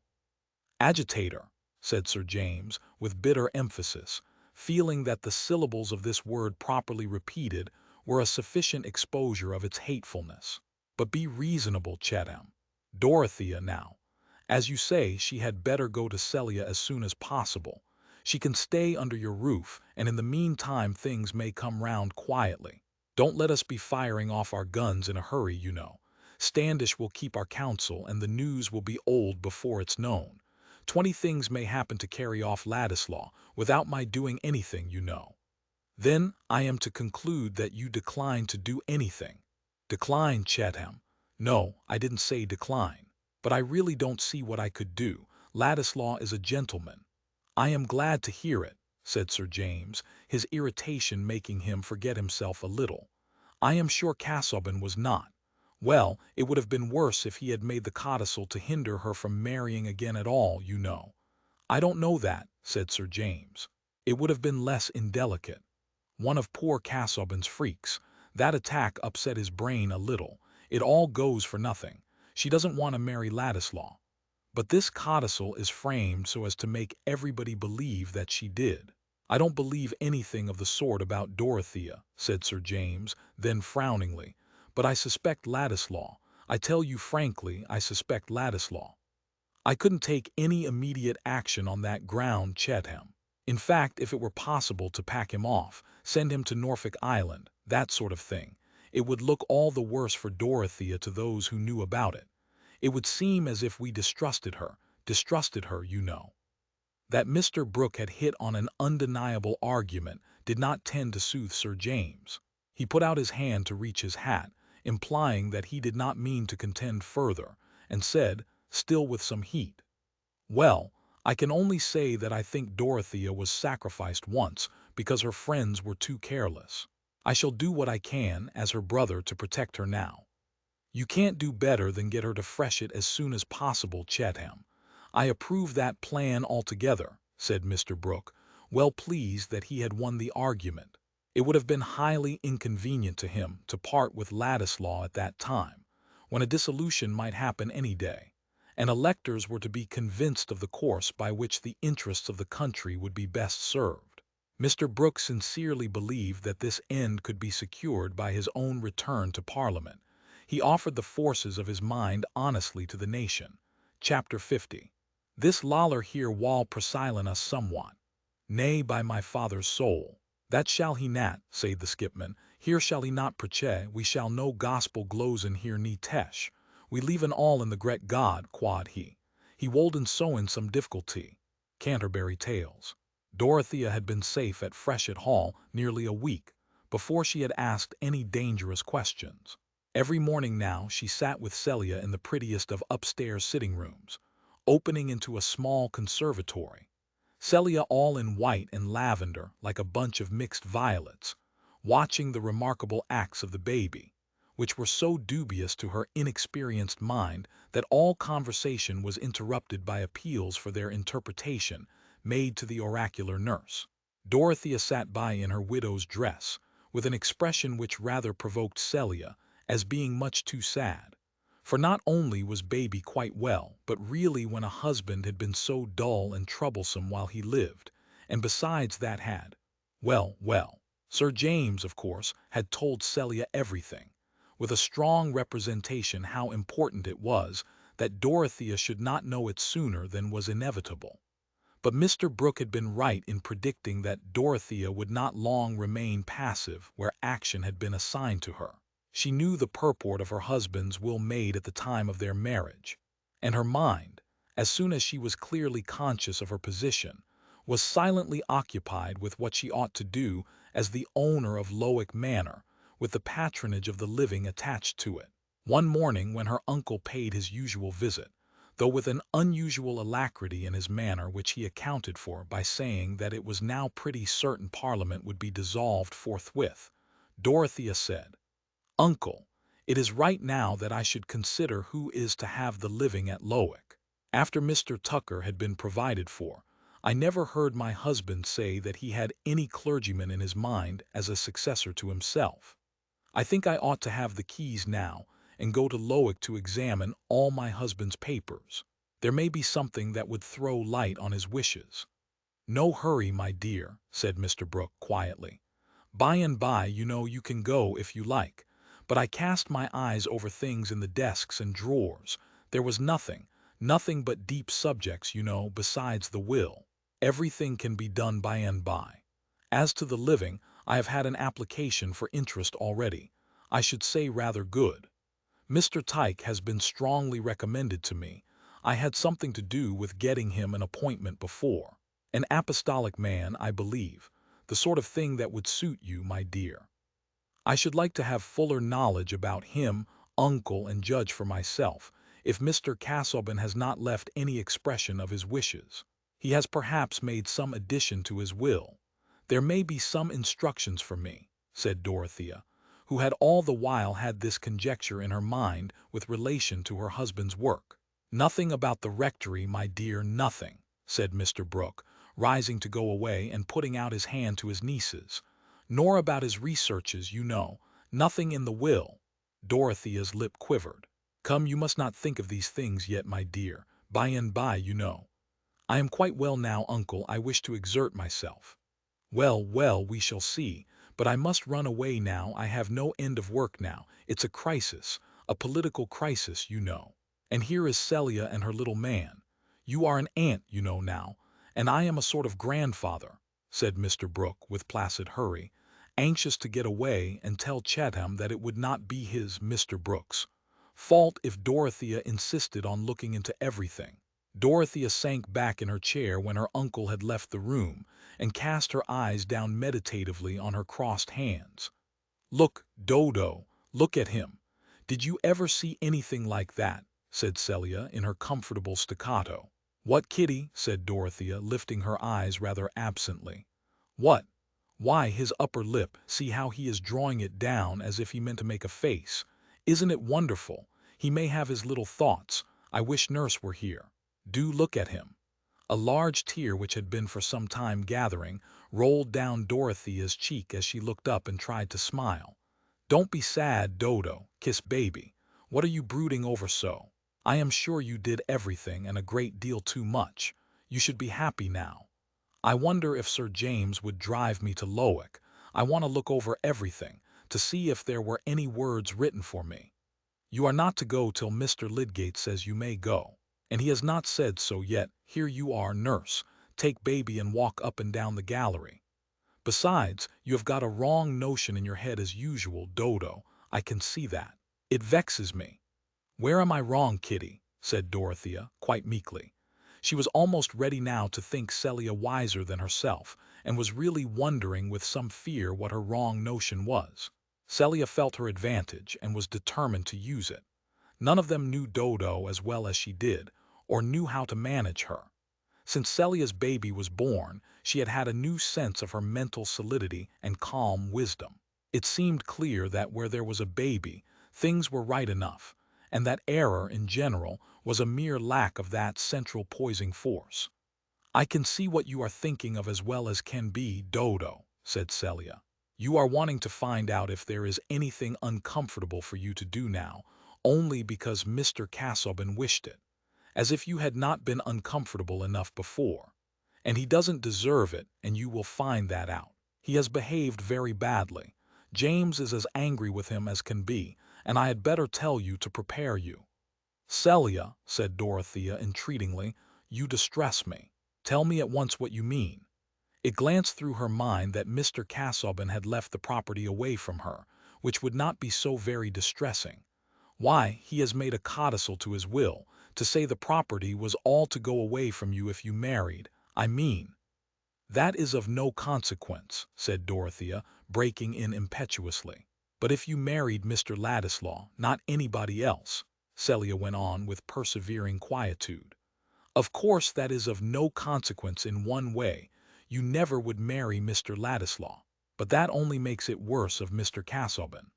The blood rushed to Dorothea's face and neck painfully, but Celia was administering what she thought a sobering dose of fact. It was taking up notions that had done Dodo's health so much harm, so she went on in her neutral tone as if she had been remarking on baby's robes. "James says so. He says it is abominable and not like a gentleman, and there never was a better judge than James. It is as if Mr. Casaubon wanted to make people believe that you would wish to marry Mr. Ladislaw, which is ridiculous. Only James says it was to hinder Mr. Ladislaw from wanting to marry you for your money, just as if he ever would think of making you an offer. Mrs. Cadwallader said you might as well marry an Italian with white mice.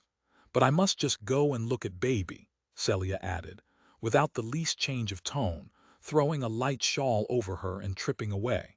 Dorothea by this time had turned cold again, and now threw herself back helplessly in her chair. She might have compared her experience at that moment to the vague, alarmed consciousness that her life was taking on a new form, that she was undergoing a metamorphosis in which memory would not adjust itself to the stirring of new organs. Everything was changing its aspect. Her husband's conduct, her own duteous feeling towards him, every struggle between them, and yet more, her whole relation to Will Ladislaw. Her world was in a state of convulsive change. The only thing she could say distinctly to herself was that she must wait and think anew. One change terrified her as if it had been a sin. It was a violent shock of repulsion from her departed husband, who had had hidden thoughts, perhaps perverting everything she said and did. Then again she was conscious of another change which also made her tremulous. It was a sudden strange yearning of heart towards Will Ladislaw. It had never before entered her mind that he could, under any circumstances, be her lover.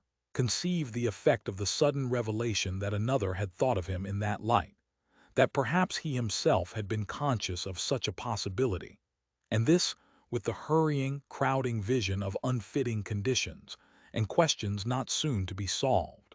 It seemed a long while, she did not know how long, before she heard Celia saying, "That will do, nurse. He will be quiet on my lap now.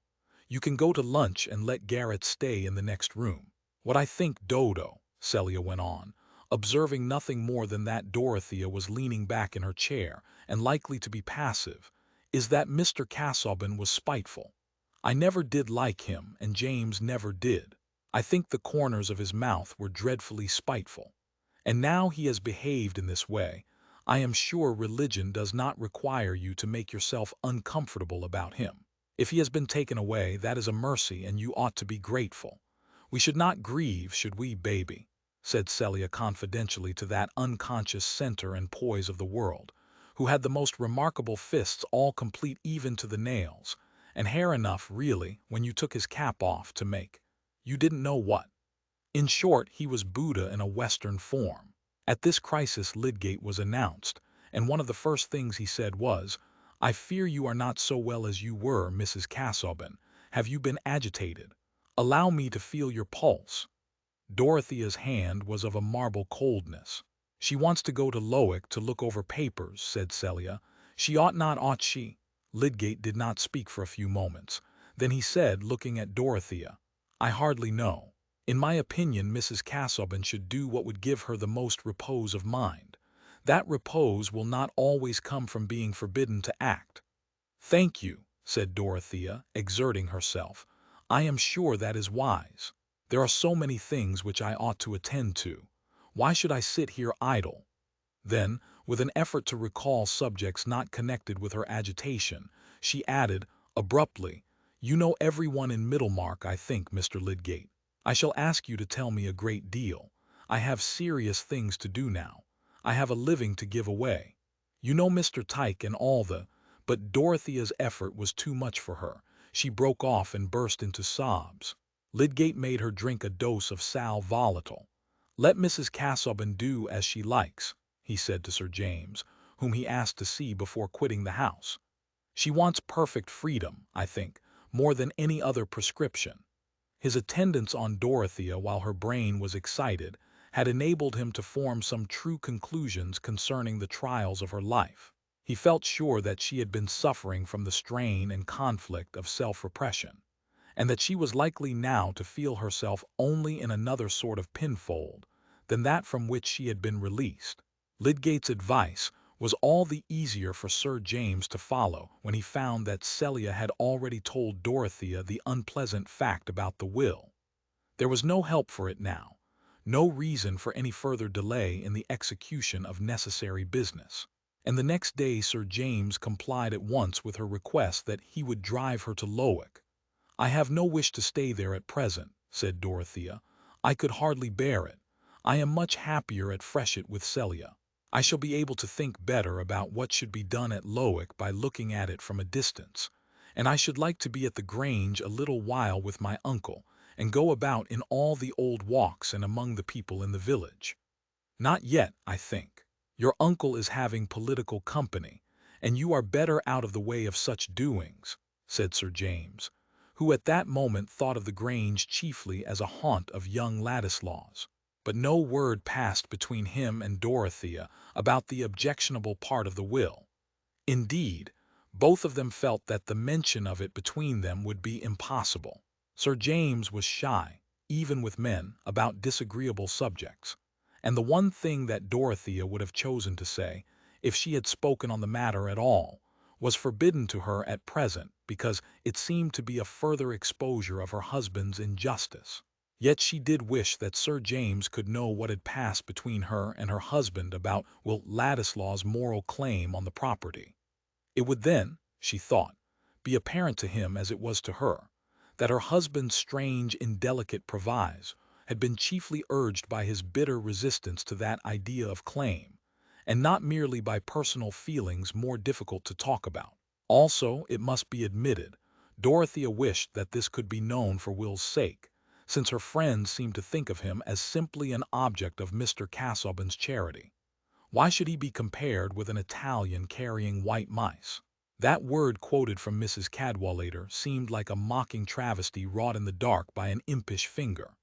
At Lowick Dorothea searched desk and drawer, searched all her husband's places of deposit for private writing, but found no paper addressed especially to her, except that synoptical tabulation, which was probably only the beginning of many intended directions for her guidance. In carrying out this bequest of labor to Dorothea, as in all else, Mr. Casaubon had been slow and hesitating, oppressed in the plan of transmitting his work, as he had been in executing it, by the sense of moving heavily in a dim and clogging medium. Distrust of Dorothea's competence to arrange what he had prepared was subdued only by distrust of any other redactor. But he had come at last to create a trust for himself out of Dorothea's nature. She could do what she resolved to do, and he willingly imagined her toiling under the fetters of a promise to erect a tomb with his name upon it. Not that Mr. Casaubon called the future volumes a tomb. He called them the key to all mythologies. But the months gained on him and left his plans belated. He had only had time to ask for that promise by which he sought to keep his cold grasp on Dorothea's life. The grasp had slipped away. Bound by a pledge given from the depths of her pity, she would have been capable of undertaking a toil which her judgment whispered was vain for all uses, except that consecration of faithfulness which is a supreme use. But now her judgment, instead of being controlled by duteous devotion, was made active by the embittering discovery that in her past union there had lurked the hidden alienation of secrecy and suspicion. The living, suffering man was no longer before her to awaken her pity. There remained only the retrospect of painful subjection to a husband whose thoughts had been lower than she had believed, whose exorbitant claims for himself had even blinded his scrupulous care for his own character, and made him defeat his own pride by shocking men of ordinary honor. As for the property which was the sign of that broken tie, she would have been glad to be free from it and have nothing more than her original fortune which had been settled on her, if there had not been duties attached to ownership, which she ought not to flinch from. About this property, many troublous questions insisted on rising. Had she not been right in thinking that the half of it ought to go to Will Ladislaw? But was it not impossible now for her to do that act of justice? Mr. Castleban had taken a cruelly effective means of hindering her. Even with indignation against him in her heart, any act that seemed a triumphant eluding of his purpose revolted her.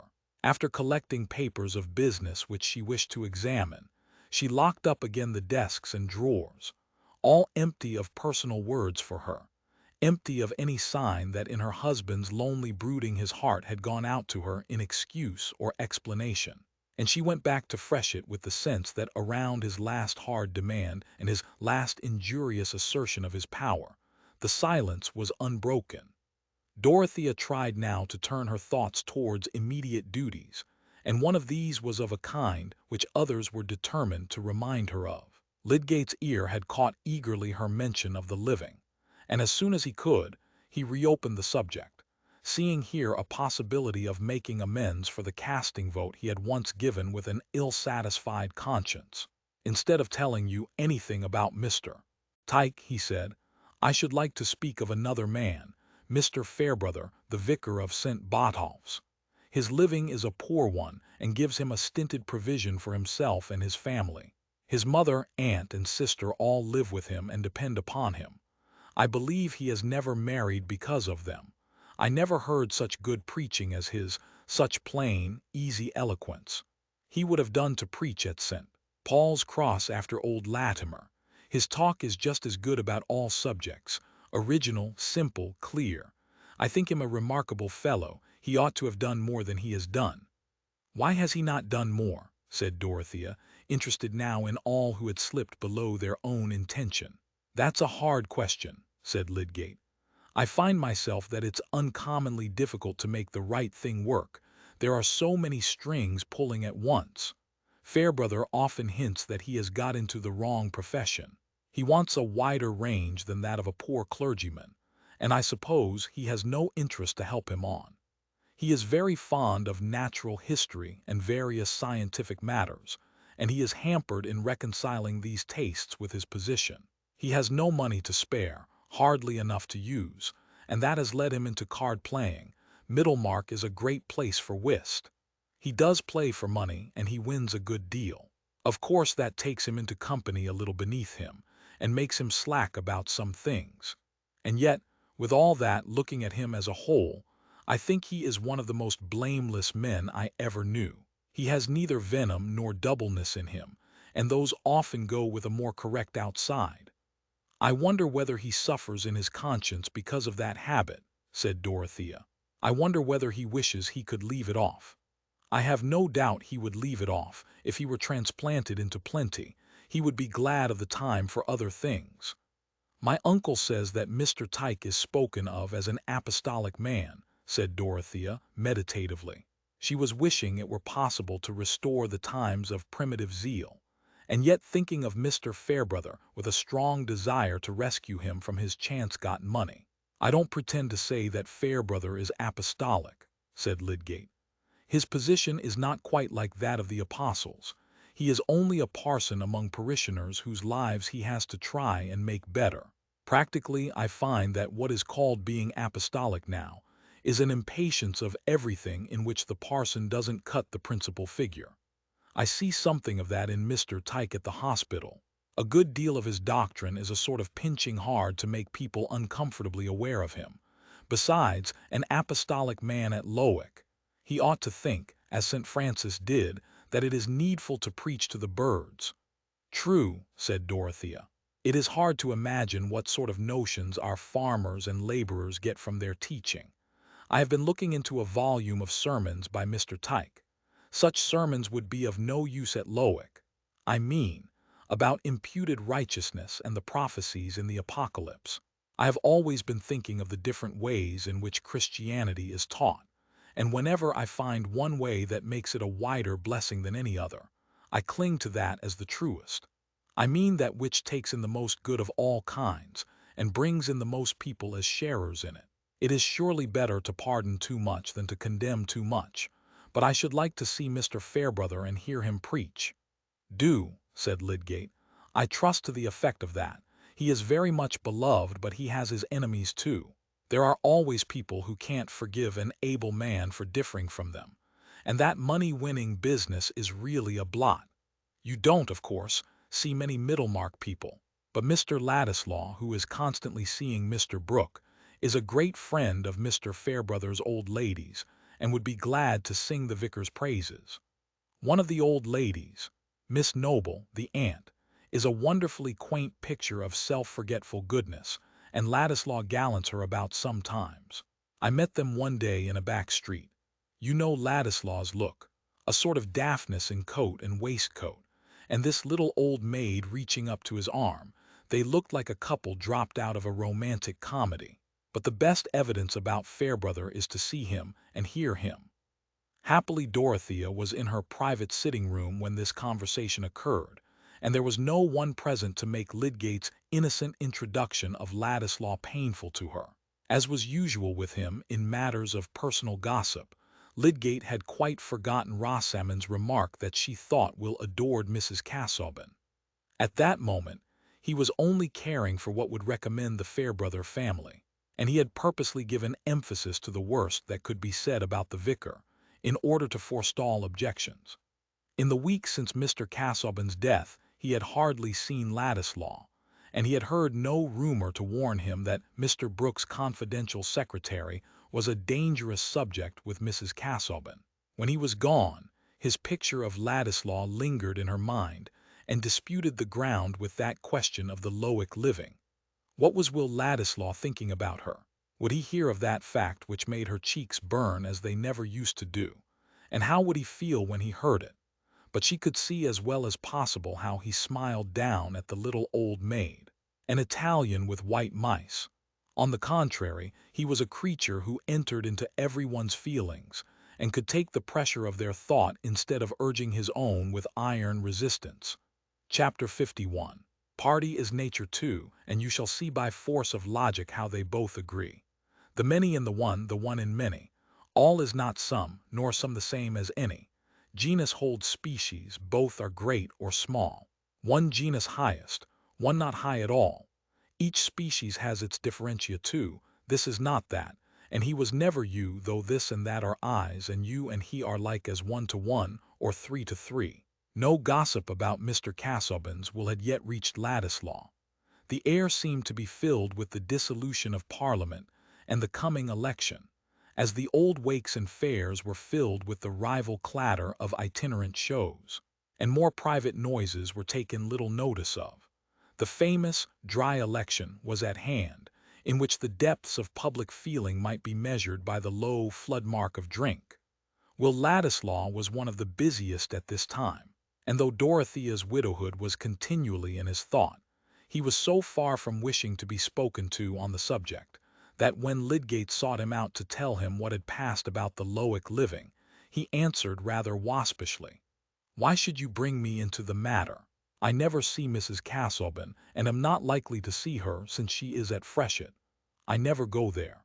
It is Tory ground, where I and the pioneer are no more welcome than a poacher and his gun." The fact was that Will had been made the more susceptible by observing that Mr. Brooke, instead of wishing him, as before, to come to the Grange oftener than was quite agreeable to himself, seemed now to contrive that he should go there as little as possible. This was a shuffling concession of Mr. Brooke's to Sir James Chatham's indignant remonstrance, and Will, awake to the slightest hint in this direction, concluded that he was to be kept away from the Grange on Dorothea's account. Her friends, then, regarded him with some suspicion. Their fears were quite superfluous. They were very much mistaken if they imagined that he would put himself forward as a needy adventurer trying to win the favor of a rich woman. Until now, Will had never fully seen the chasm between himself and Dorothea, until now that he was come to the brink of it and saw her on the other side. He began, not without some inward rage, to think of going away from the neighborhood.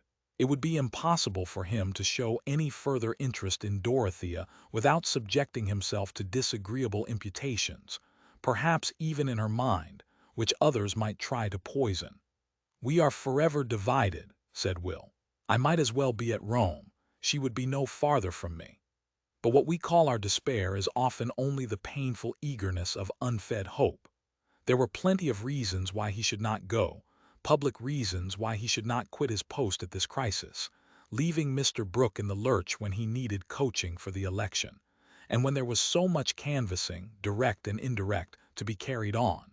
Will could not like to leave his own chessmen in the heat of a game, and any candidate on the right side, even if his brain and marrow had been as soft as was consistent with a gentlemanly bearing, might help to turn a majority.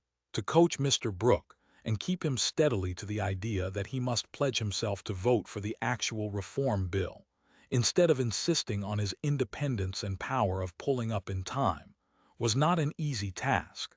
Mr. Fairbrother's prophecy of a fourth candidate, in the bag, had not yet been fulfilled. Neither the Parliamentary Candidate Society nor any other power on the watch to secure a reforming majority seeing a worthy notice for interference, while there was a second reforming candidate like Mr. Brooke, who might be returned at his own expense.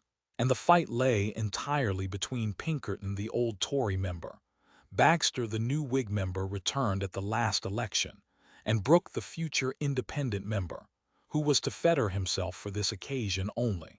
Mr. Hawley and his party would bend all their forces to the return of Pinkerton, and Mr. Brooke's success must depend either on plumpers which would leave Baxter in the rear, or on the new minting of Tory votes into reforming votes.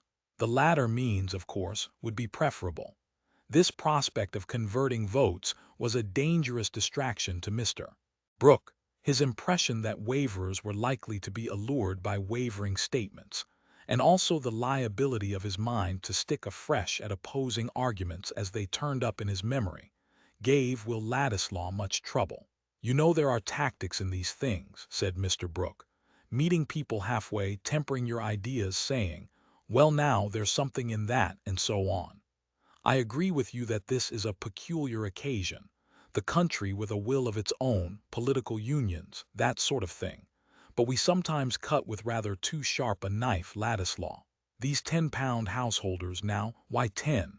Draw the line somewhere, yes, but why just at 10? That's a difficult question now if you go into it."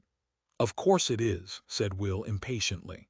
"But if you are to wait till we get a logical bill, you must put yourself forward as a revolutionist, and then Middlemarch would not elect you, I fancy. As for trimming, this is not a time for trimming." Mr. Brooke always ended by agreeing with Ladislaw, who still appeared to him a sort of Burke with a leaven of Shelley. But after an interval the wisdom of his own methods reasserted itself, and he was again drawn into using them with much hopefulness. At this stage of affairs he was in excellent spirits, which even supported him under large advances of money, for his powers of convincing and persuading had not yet been tested by anything more difficult than a chairman's speech introducing other orators, or a dialogue with a Middlemarch voter, from which he came away with a sense that he was a tactician by nature, and that it was a pity he had not gone earlier into this kind of thing. He was a little conscious of defeat, however, with Mr. Malmsey, a chief representative in Middlemarch of that great social power, the retail trader, and naturally one of the most doubtful voters in the borough, willing for his own part to supply an equal quantity of teas and sugars to reformer and anti-reformer, as well as to agree impartially with both, and feeling like the burgesses of old that this necessity of electing members was a great burthen to a town, for even if there were no danger in holding out hopes to all parties beforehand, There would be the painful necessity at last of disappointing respectable people whose names were on his books. He was accustomed to receive large orders from Mr. Brooke of Tipton. But then, there were many of Pinkerton's committee whose opinions had a great weight of grocery on their side. Mr. Maumsey, thinking that Mr. Brooke, as not too clever in his intellects, was the more likely to forgive a grocer who gave a hostile vote under pressure, had become confidential in his back parlor. "As to reform, sir, put it in a family light," he said, rattling the small silver in his pocket and smiling affably. "Will it support Mrs. Maumsey and enable her to bring up 6 children when I am no more?" I put the question fictiously, knowing what must be the answer. "Very well, sir. I ask you what, as a husband and a father, I am to do when gentlemen come to me and say, 'Do as you like, Maumsey, but if you vote against us, I shall get my groceries elsewhere. When I sugar my liquor, I like to feel that I am benefiting the country by maintaining tradesmen of the right color.' Those very words have been spoken to me, sir, in the very chair where you are now sitting. I don't mean by your honorable self, Mr. Brooke. No, no, no, that's narrow, you know. Until my butler complains to me of your goods, Mr. Maumsey," said Mr. Brooke soothingly, "until I hear that you send bad sugars, spices, that sort of thing, I shall never order him to go elsewhere." "Sir, I am your humble servant and greatly obliged," said Mr. Maumsey, feeling that politics were clearing up a little. "There would be some pleasure in voting for a gentleman who speaks in that honorable manner. Well, you know, Mr. Maumsey, you would find it the right thing to put yourself on our side. This reform will touch everybody by and by, a thoroughly popular measure, a sort of A, B, C, you know, that must come first before the rest can follow. I quite agree with you that you've got to look at the thing in a family light. But public spirit now. We're all one family, you know, it's all one cupboard. Such a thing as a vote now. Why, it may help to make men's fortunes at the Cape. There's no knowing what may be the effect of a vote," Mr. Brooke ended, with a sense of being a little out at sea, though finding it still enjoyable. But Mr. Maumsey answered in a tone of decisive check. "I beg your pardon, sir, but I can't afford that. When I give a vote, I must know what I am doing. I must look to what will be the effects on my till and ledger, speaking respectfully. Prices, I'll admit, are what nobody can know the merits of, and the sudden falls after you've bought in currents, which are goods that will not keep. I've never, myself, seen into the ins and outs there, which is a rebuke to human pride. But as to one family, there's debtor and creditor, I hope. They're not going to reform that away, else I should vote for things staying as they are. Few men have less need to cry for change than I have, personally speaking, that is, for self and family. I am not one of those who have nothing to lose. I mean as to respectability both in parish and private business, and no ways in respect of your honorable self and custom, which you was good enough to say you would not withdraw from me, vote or no vote, while the article sent in was satisfactory. After this conversation, Mr. Maumsey went up and boasted to his wife that he had been rather too many for Brooke of Tipton, and that he didn't mind so much now about going to the poll. Mr. Brooke on this occasion abstained from boasting of his tactics to Ladislaw, who for his part was glad enough to persuade himself that he had no concern with any canvassing except the purely argumentative sort, and that he worked no meaner engine than knowledge. Mr. Brooke, necessarily, had his agents, who understood the nature of the Middlemarch voter and the means of enlisting his ignorance on the side of the bill, which were remarkably similar to the means of enlisting it on the side against the bill. Will stopped his ears. Occasionally Parliament, like the rest of our lives, even to our eating and apparel, could hardly go on if our imaginations were too active about processes. There were plenty of dirty-handed men in the world to do dirty business, and Will protested to himself that his share in bringing Mr. Brooke through would be quite innocent. But whether he should succeed in that mode of contributing to the majority on the right side was very doubtful to him. He had written out various speeches and memoranda for speeches, but he had begun to perceive that Mr. Brooke's mind, if it had the burthen of remembering any train of thought, would let it drop, run away in search of it, and not easily come back again. To collect documents is one mode of serving your country, and to remember the contents of a document is another. No.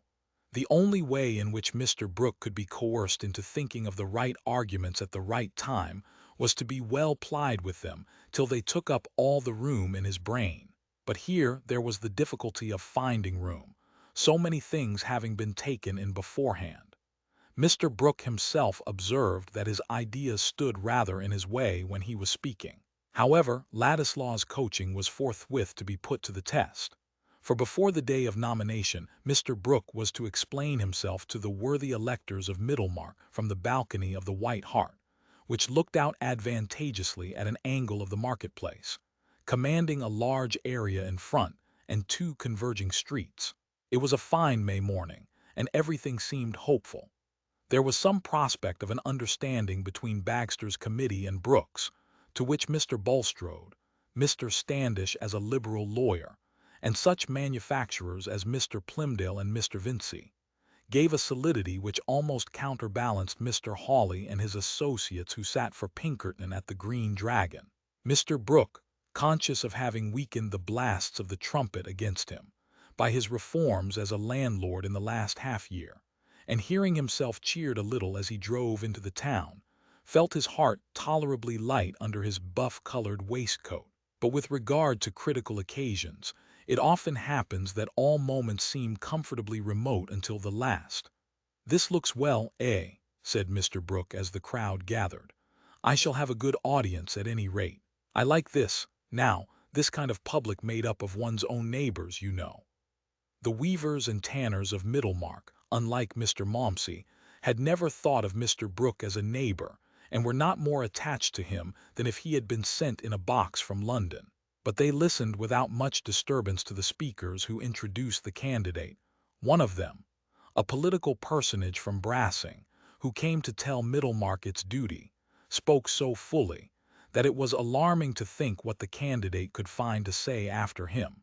Meanwhile the crowd became denser, and as the political personage neared the end of his speech, Mr. Brooke felt a remarkable change in his sensations while he still handled his eyeglass, trifled with documents before him, and exchanged remarks with his committee, as a man to whom the moment of summons was indifferent. "I'll take another glass of sherry, Ladislaw," he said, with an easy air to Will, who was close behind him, and presently handed him the supposed fortifier. It was ill-chosen, for Mr. Brooke was an abstemious man, and to drink a second glass of sherry quickly at no great interval from the first was a surprise to his system, which tended to scatter his energies instead of collecting them. Pray pity him. So many English gentlemen make themselves miserable by speechifying on entirely private grounds, whereas Mr. Brooke wished to serve his country by standing for Parliament, which, indeed, may also be done on private grounds, but being once undertaken does absolutely demand some speechifying. It was not about the beginning of his speech that Mr. Brooke was at all anxious.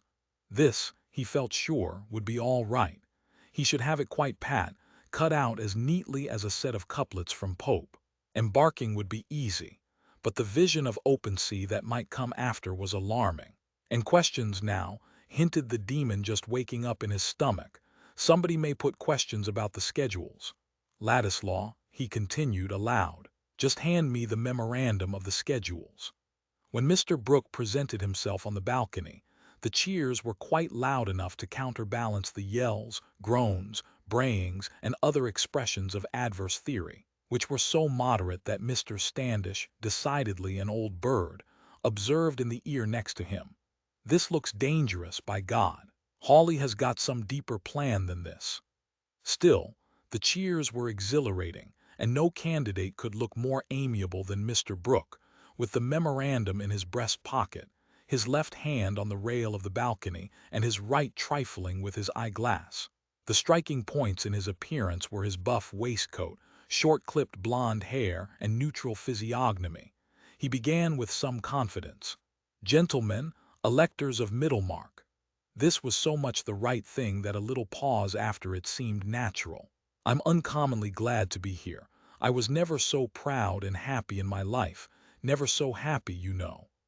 This was a bold figure of speech, but not exactly the right thing. For unhappily, the pat opening had slipped away.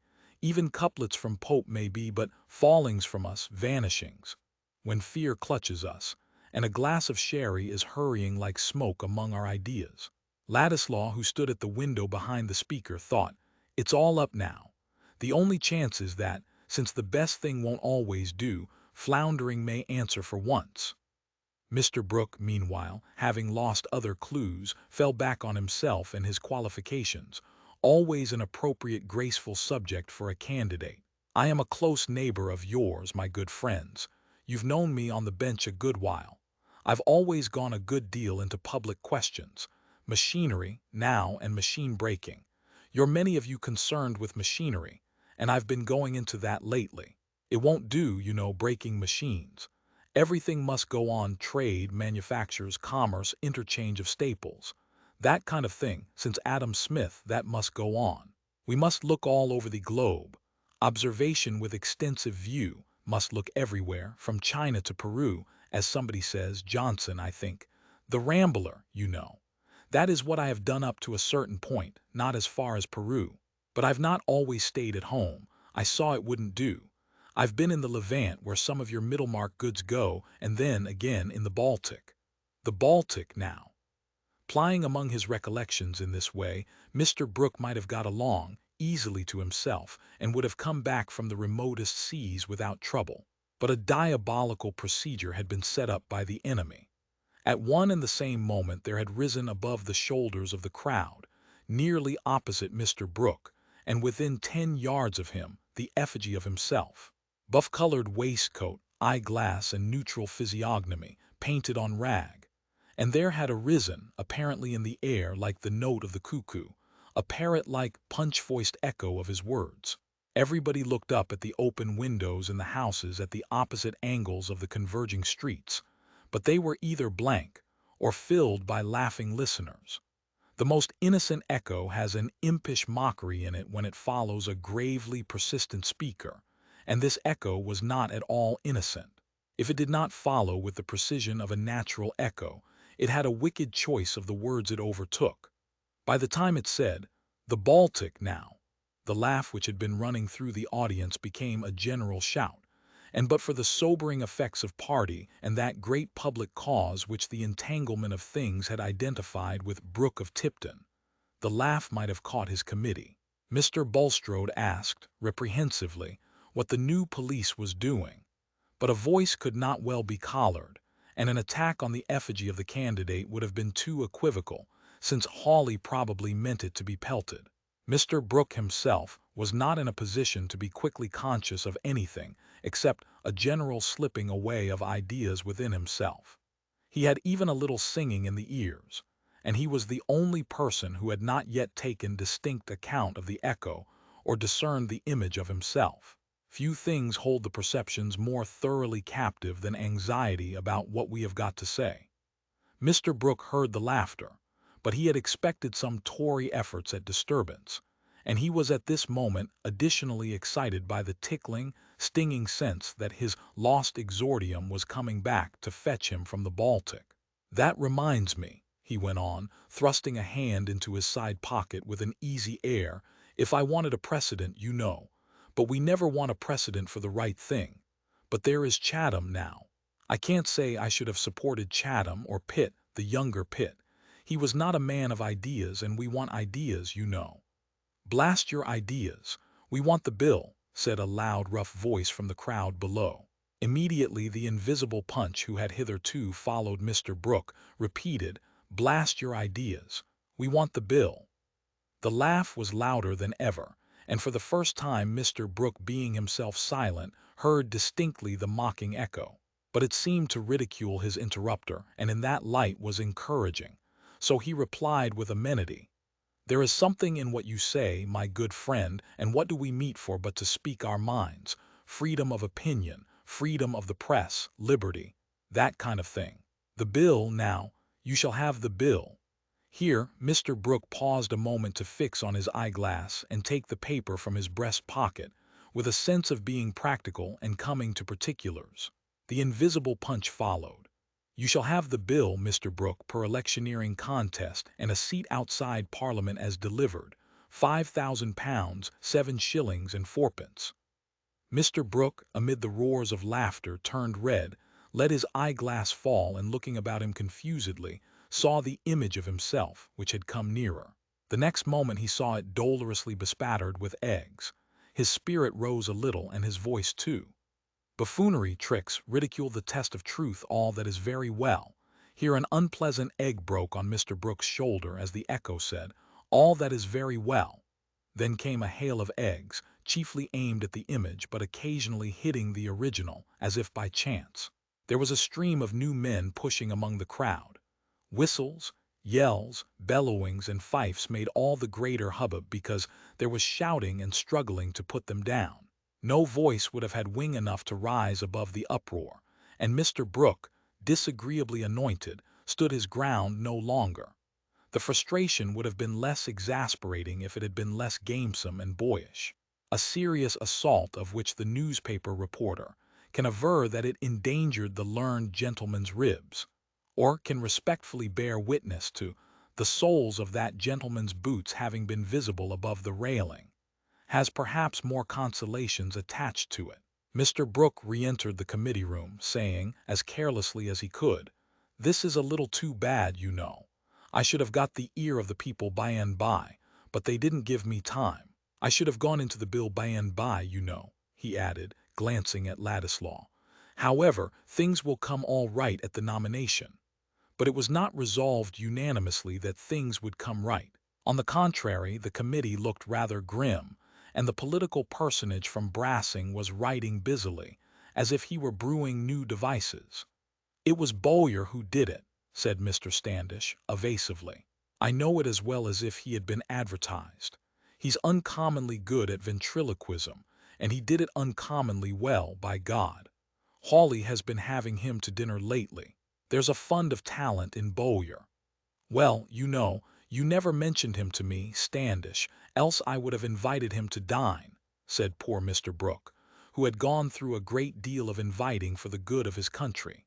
"There's not a more paltry fellow in Middlemarch than Bowyer," said Ladislaw, indignantly, "but it seems as if the paltry fellows were always to turn the scale." Will was thoroughly out of temper with himself as well as with his principal, and he went to shut himself in his rooms with a half-formed resolve to throw up the Pioneer and Mr. Brooke together. Why should he stay? If the impassable gulf between himself and Dorothea were ever to be filled up, it must rather be by his going away and getting into a thoroughly different position than by staying here and slipping into deserved contempt as an understrapper of Brooks. Then came the young dream of wonders that he might do, in 5 years, for example. Political writing, political speaking, would get a higher value now public life was going to be wider and more national, and they might give him such distinction that he would not seem to be asking Dorothea to step down to him. 5 years!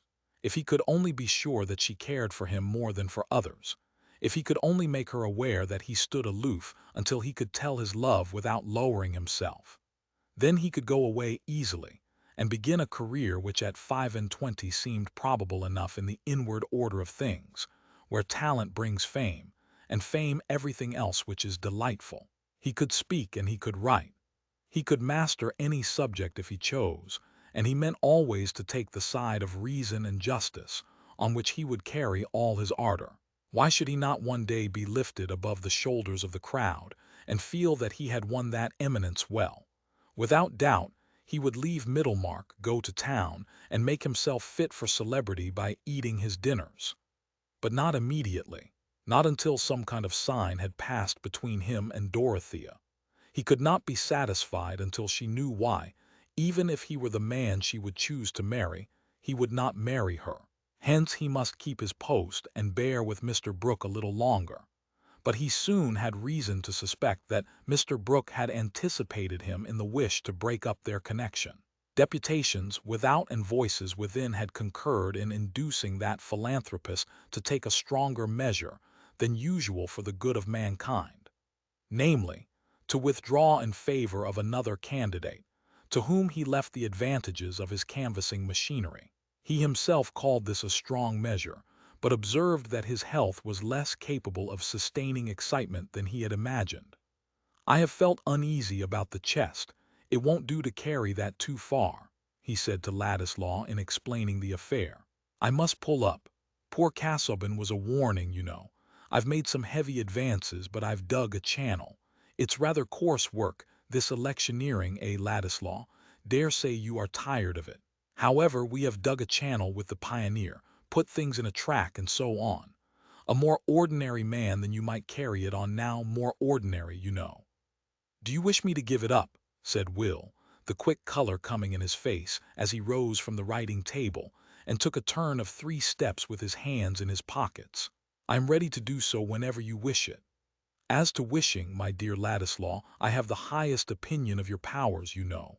But about the Pioneer, I have been consulting a little with some of the men on our side, and they are inclined to take it into their hands, indemnify me to a certain extent, carry it on, in fact. And under the circumstances, you might like to give up, might find a better field. These people might not take that high view of you which I have always taken as an alter ego, a right hand, though I always looked forward to your doing something else. I think of having a run into France, but I'll write you any letters you know to Althorpe and people of that kind. I've met Althorpe. I am exceedingly obliged to you," said Ladislaw proudly. "Since you are going to part with the Pioneer, I need not trouble you about the steps I shall take. I may choose to continue here for the present." After Mr. Brooke had left him, Will said to himself, "The rest of the family have been urging him to get rid of me, and he doesn't care now about my going. I shall stay as long as I like.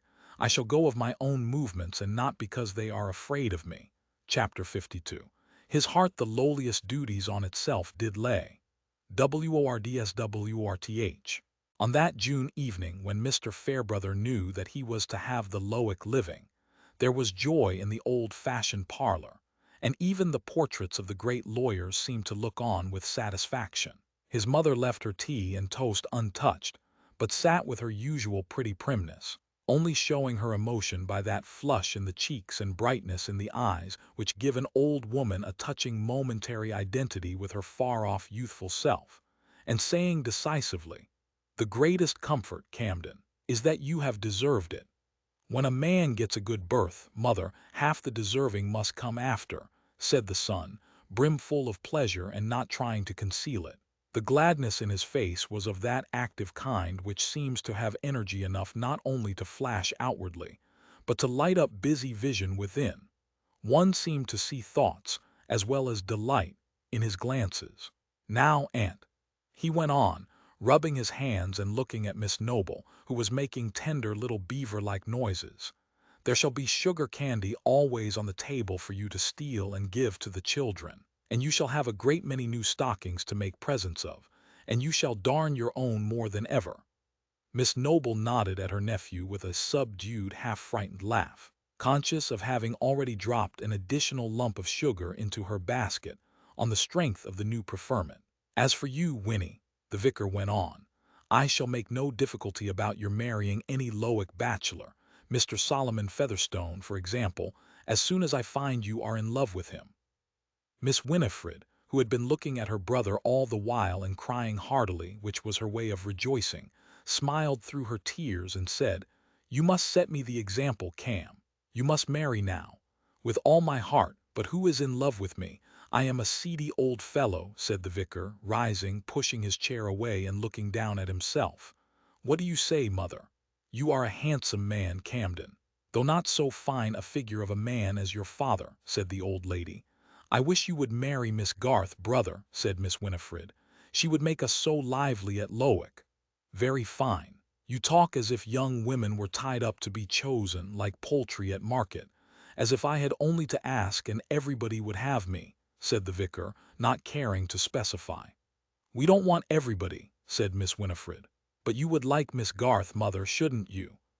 "My son's choice shall be mine," said Mrs. Fairbrother with majestic discretion, "and a wife would be most welcome, Camden.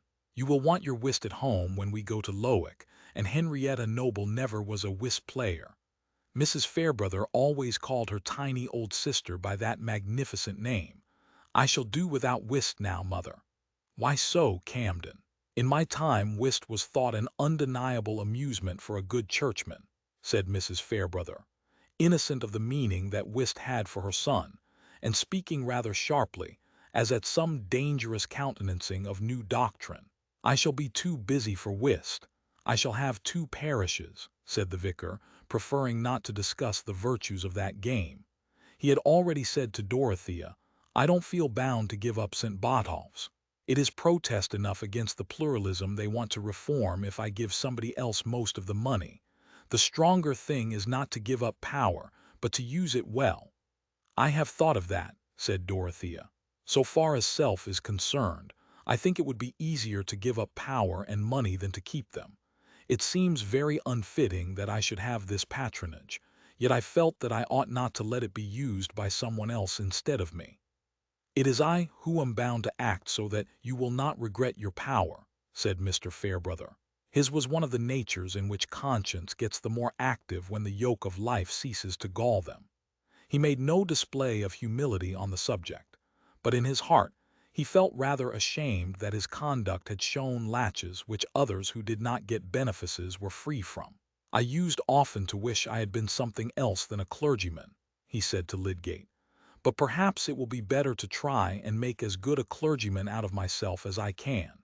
That is the well-beneficed point of view, you perceive, from which difficulties are much simplified," he ended, smiling. The vicar did feel then as if his share of duties would be easy. But duty has a trick of behaving unexpectedly, something like a heavy friend whom we have amiably asked to visit us, and who breaks his leg within our gates. Hardly a week later, duty presented itself in his study under the disguise of Fred Vincy, now returned from Omnibus College with his bachelor's degree. "I am ashamed to trouble you, Mr. Fairbrother," said Fred, whose fair open face was propitiating, "but you are the only friend I can consult. I told you everything once before, and you were so good that I can't help coming to you again." "Sit down, Fred.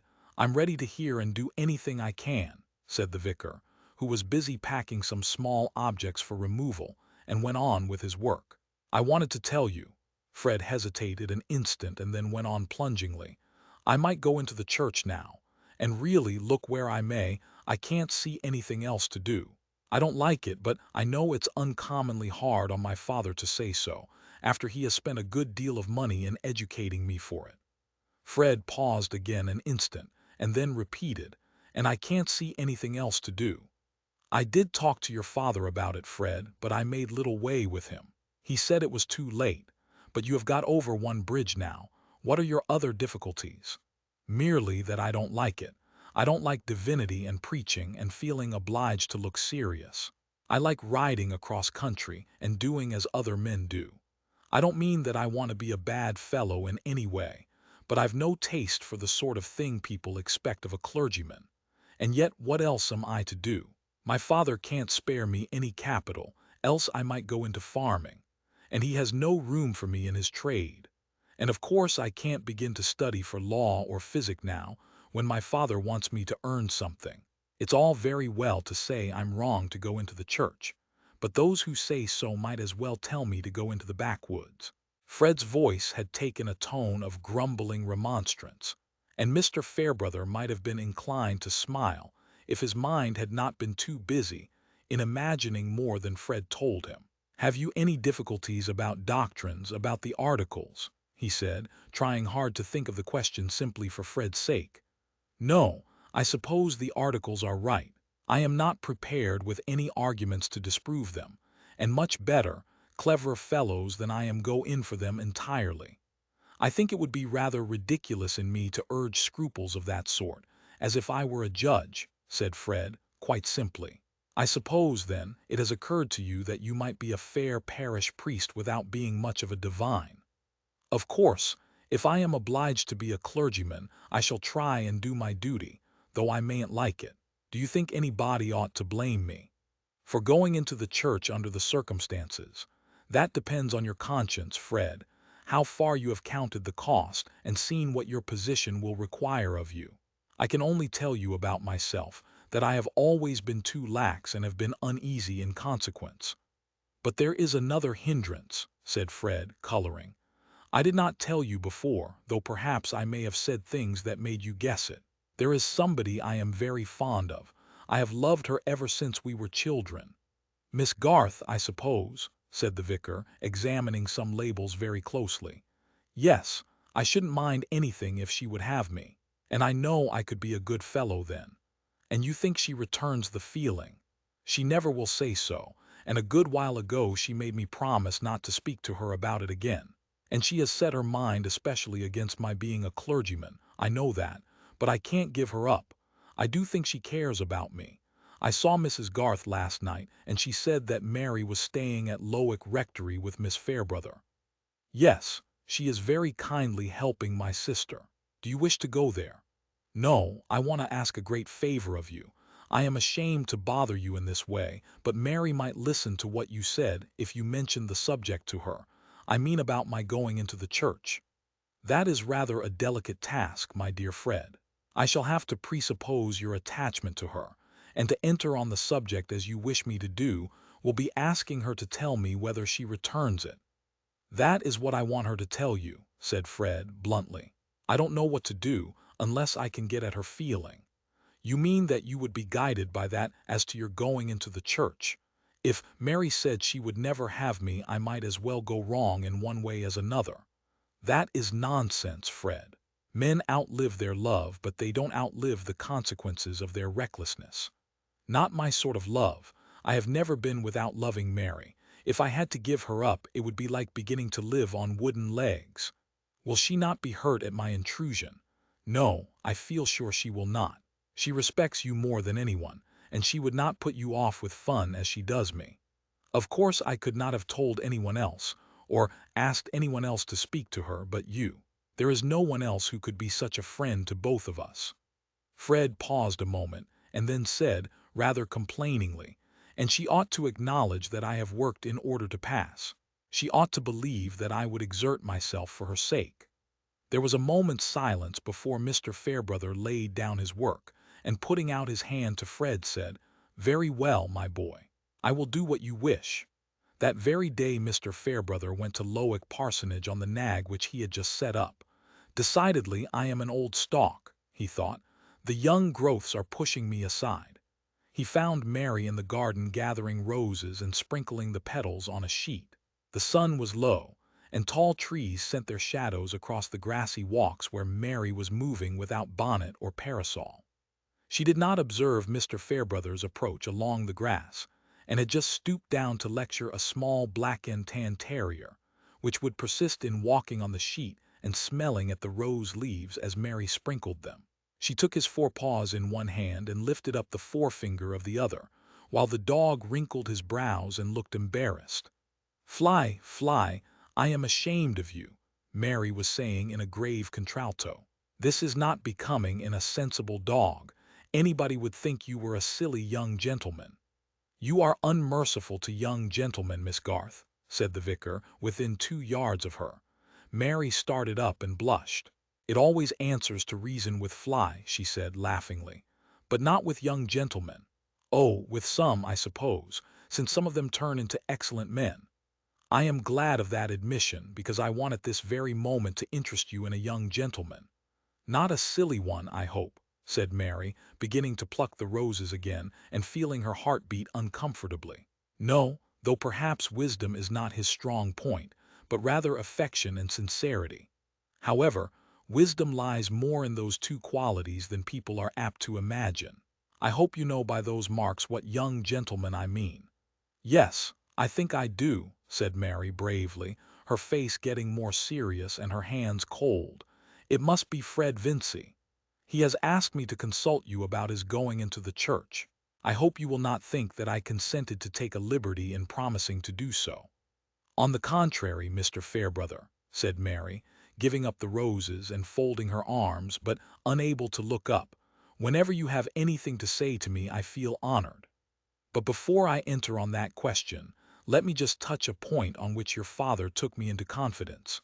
By the way, it was that very evening on which I once before fulfilled a mission from Fred, just after he had gone to college.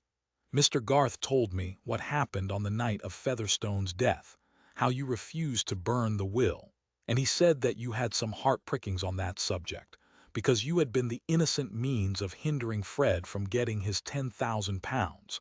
I have kept that in mind, and I have heard something that may relieve you on that score, may show you that no sin offering is demanded from you there." Mr. Fairbrother paused a moment and looked at Mary. He meant to give Fred his full advantage. But it would be well, he thought, to clear her mind of any superstitions, such as women sometimes follow when they do a man the wrong of marrying him as an act of atonement. Mary's cheeks had begun to burn a little, and she was mute. "I mean that your action made no real difference to Fred's lot. I find that the first will would not have been legally good after the burning of the last. It would not have stood if it had been disputed, and you may be sure it would have been disputed. So on that score you may feel your mind free." "Thank you, Mr. Fairbrother," said Mary earnestly. "I am grateful to you for remembering my feelings. Well, now I may go on. Fred, you know, has taken his degree. He has worked his way so far, and now the question is, what is he to do? That question is so difficult that he is inclined to follow his father's wishes and enter the church, though you know better than I do that he was quite set against that formerly. I have questioned him on the subject, and I confess I see no insuperable objection to his being a clergyman, as things go. He says that he could turn his mind to doing his best in that vocation, on one condition. If that condition were fulfilled, I would do my utmost in helping Fred on. After a time, not, of course, at first, he might be with me as my curate, and he would have so much to do that his stipend would be nearly what I used to get as vicar. But I repeat that there is a condition without which all this good cannot come to pass. He has opened his heart to me, Miss Garth, and asked me to plead for him. The condition lies entirely in your feeling." Mary looked so much moved that he said after a moment, "Let us walk a little." And when they were walking he added, "To speak quite plainly, Fred will not take any course which would lessen the chance that you would consent to be his wife.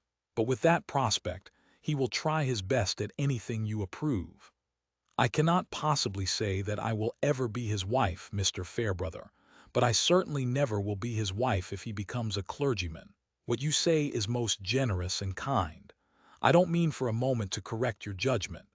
It is only that I have my girlish, mocking way of looking at things," said Mary, with a returning sparkle of playfulness in her answer which only made its modesty more charming. "He wishes me to report exactly what you think," said Mr. Fairbrother. "I could not love a man who is ridiculous," said Mary, not choosing to go deeper. "Fred has sense and knowledge enough to make him respectable, if he likes, in some good worldly business, but I can never imagine him preaching and exhorting and pronouncing blessings, and praying by the sick, without feeling as if I were looking at a caricature. His being a clergyman would be only for gentility's sake, and I think there is nothing more contemptible than such imbecile gentility. I used to think that of Mr. Crowe's, with his empty face and neat umbrella, and mincing little speeches.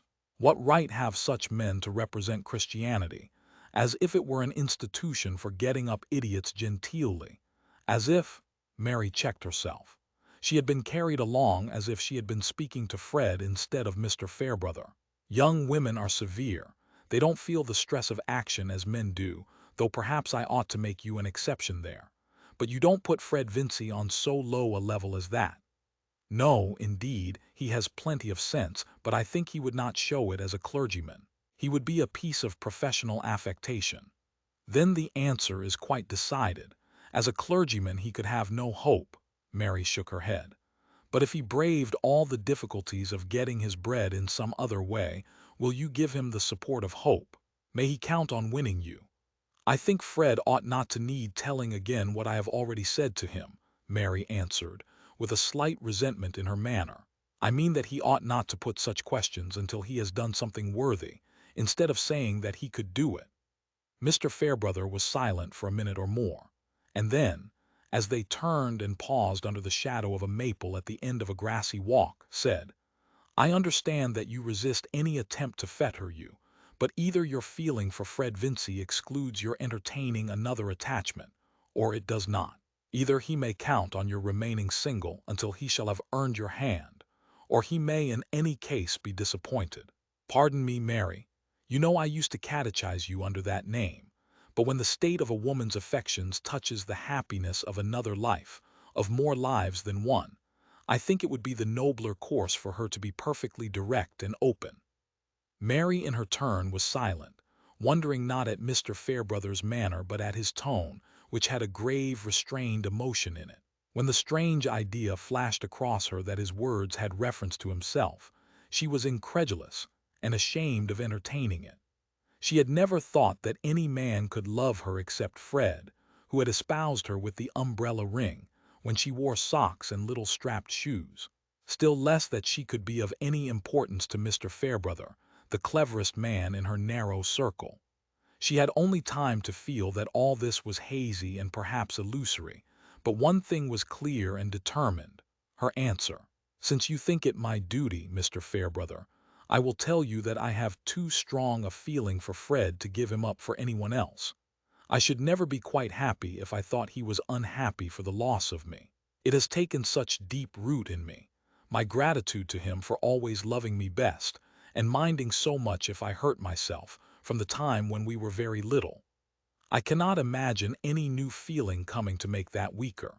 I should like better than anything to see him worthy of everyone's respect. But please tell him I will not promise to marry him till then. I should shame and grieve my father and mother. He is free to choose someone else.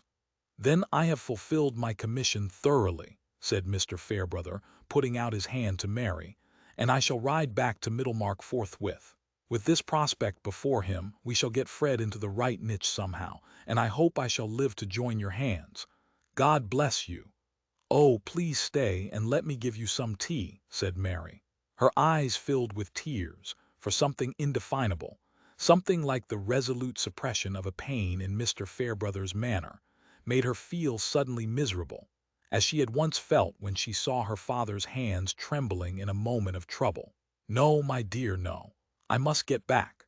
In 3 minutes the vicar was on horseback again, having gone magnanimously through a duty much harder than the renunciation of whist, or even than the writing of penitential meditations. Chapter 53.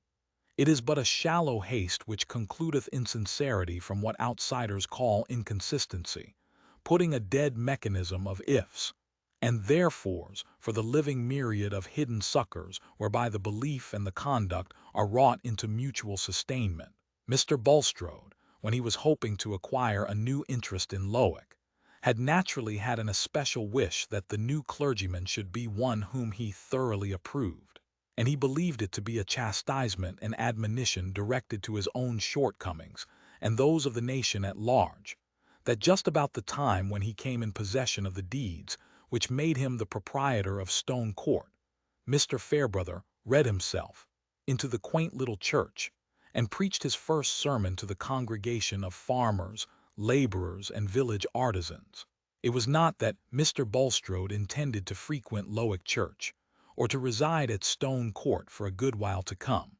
He had bought the excellent farm and fine homestead simply as a retreat, which he might gradually enlarge as to the land and beautify as to the dwelling, until it should be conducive to the divine glory, that he should enter on it as a residence, partially withdrawing from his present exertions in the administration of business, and throwing more conspicuously on the side of gospel truth the weight of local landed proprietorship, which Providence might increase by unforeseen occasions of purchase. A strong leading in this direction seemed to have been given in the surprising facility of getting Stone Court, when everyone had expected that Mr. Rig Featherstone would have clung to it as the Garden of Eden. That was what poor old Peter himself had expected, having often, in imagination, looked up through the sods above him, and, unobstructed by perspective, seen his frog-faced legatee enjoying the fine old place to the perpetual surprise and disappointment of other survivors. But how little we know what would make paradise for our neighbors. We judge from our own desires, and our neighbors themselves are not always open enough even to throw out a hint of theirs. The cool and judicious Joshua Rigg had not allowed his parent to perceive that Stone Court was anything less than the chief good in his estimation, and he had certainly wished to call it his own. But as Warren Hastings looked at gold and thought of buying Daylesford, so Joshua Rigg looked at Stone Court and thought of buying gold. He had a very distinct and intense vision of his chief good, the vigorous greed which he had inherited having taken a special form by dint of circumstance, and his chief good was to be a money changer. From his earliest employment as an errand boy in a seaport, he had looked through the windows of the money changers as other boys look through the windows of the pastry cooks. The fascination had wrought itself gradually into a deep special passion. He meant, when he had property, to do many things, one of them being to marry a genteel young person. But these were all accidents and joys that imagination could dispense with. The one joy after which his soul thirsted was to have a money-changer's shop on a much-frequented quay, to have locks all round him of which he held the keys, and to look sublimely cool as he handled the breeding coins of all nations, while helpless cupidity looked at him enviously from the other side of an iron lattice. The strength of that passion had been a power enabling him to master all the knowledge necessary to gratify it. And when others were thinking that he had settled at Stone Court for life, Joshua himself was thinking that the moment now was not far off when he should settle on the North Quay with the best appointments in safes and locks. Enough.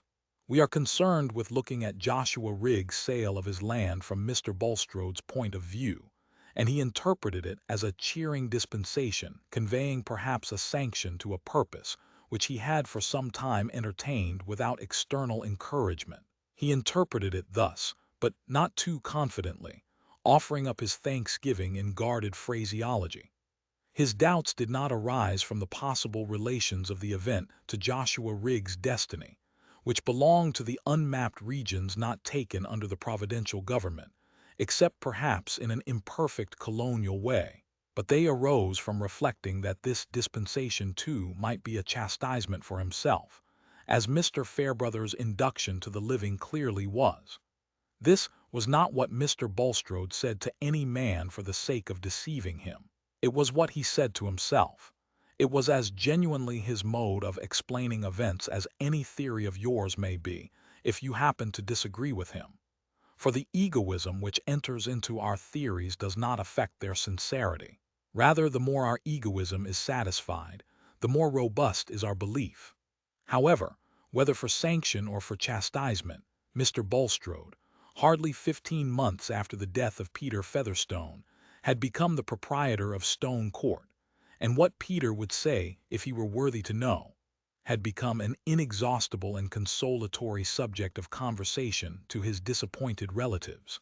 The tables were now turned on that dear brother departed, and to contemplate the frustration of his cunning by the superior cunning of things in general was a cud of delight to Solomon. Mrs. Wall had a melancholy triumph in the proof that it did not answer to make false Featherstones and cut off the genuine, and Sister Martha, receiving the news in the chalky flats, said, "Dear, dear, then the Almighty could have been none so pleased with the almshouses after all." Affectionate Mrs. Bulstrode was particularly glad of the advantage which her husband's health was likely to get from the purchase of Stone Court. Few days passed without his riding thither and looking over some part of the farm with the bailiff, and the evenings were delicious in that quiet spot, when the new hayricks lately set up were sending forth odors to mingle with the breath of the rich old garden. One evening, while the sun was still above the horizon and burning in golden lamps among the great walnut boughs, Mr. Bulstrode was pausing on horseback outside the front gate waiting for Caleb Garth, who had met him by appointment to give an opinion on a question of stable drainage, and was now advising the bailiff in the rickyard. Mr. Bulstrode was conscious of being in a good spiritual frame, and more than usually serene, under the influence of his innocent recreation. He was doctrinally convinced that there was a total absence of merit in himself, but that doctrinal conviction may be held without pain when the sense of demerit does not take a distinct shape in memory, and revive the tingling of shame or the pang of remorse. Nay, it may be held with intense satisfaction when the depth of our sinning is but a measure for the depth of forgiveness, and a clenching proof that we are peculiar instruments of the divine intention. The memory has as many moods as the temper, and shifts its scenery like a diorama. At this moment, Mr. Bulstrode felt as if the sunshine were all one with that of far-off evenings when he was a very young man, and used to go out preaching beyond Highbury, and he would willingly have had that service of exhortation in prospect now. The texts were there still, and so was his own facility in expounding them. His brief reverie was interrupted by the return of Caleb Garth, who also was on horseback, and was just shaking his bridle before starting when he exclaimed, "Bless my heart! What's this fellow in black coming along the lane? He's like one of those men one sees about after the races." Mr. Bulstrode turned his horse and looked along the lane, but made no reply. The comer was our slight acquaintance Mr. Raffles, whose appearance presented no other change than such as was due to a suit of black and a crape hat band. He was within 3 yards of the horsemen now, and they could see the flash of recognition in his face as he whirled his stick upward, looking all the while at Mr. Bulstrode, and at last exclaiming, "By Jove, Nick, it's you! I couldn't be mistaken, though the 25 years have played old Bog-Eye with us both. How are you, eh? You didn't expect to see me here. Come, shake us by the hand." To say that Mr. Raffles' manner was rather excited would be only one mode of saying that it was evening. Caleb Garth could see that there was a moment of struggle and hesitation in Mr. Bulstrode, but it ended in his putting out his hand coldly to Raffles and saying, "I did not indeed expect to see you in this remote country place." "Well, it belongs to a stepson of mine," said Raffles, adjusting himself in a swaggering attitude. "I came to see him here before. I'm not so surprised at seeing you, old fellow, because I picked up a letter, what you may call a providential thing. It's uncommonly fortunate I met you, though, for I don't care about seeing my stepson. He's not affectionate and his poor mother's gone now. To tell the truth, I came out of love to you, Nick. I came to get your address for, look here." Raffles drew a crumpled paper from his pocket. Almost any other man than Caleb Garth might have been tempted to linger on the spot for the sake of hearing all he could about a man whose acquaintance with Bulstrode seemed to imply passages in the banker's life, so unlike anything that was known of him in Middlemarch that they must have the nature of a secret to pique curiosity. But Caleb was peculiar. Certain human tendencies which are commonly strong were almost absent from his mind, and one of these was curiosity about personal affairs, especially if there was anything discreditable to be found out concerning another man. Caleb preferred not to know it, and if he had to tell anybody under him that his evil doings were discovered, he was more embarrassed than the culprit. He now spurred his horse, and saying, "I wish you good evening, Mr. Bulstrode, I must be getting home," set off at a trot. "You didn't put your full address to this letter," Raffles continued. "That was not like the first-rate man of business you used to be.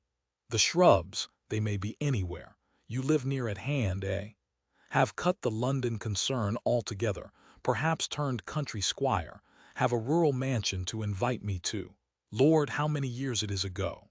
The old lady must have been dead a pretty long while, gone to glory without the pain of knowing how poor her daughter was, eh? But by Jove, you're very pale and pasty, Nick. Come, if you're going home, I'll walk by your side." Mr. Bulstrode's usual paleness had in fact taken an almost deathly hue. 5 minutes before, the expanse of his life had been submerged in its evening sunshine which shone backward to its remembered morning.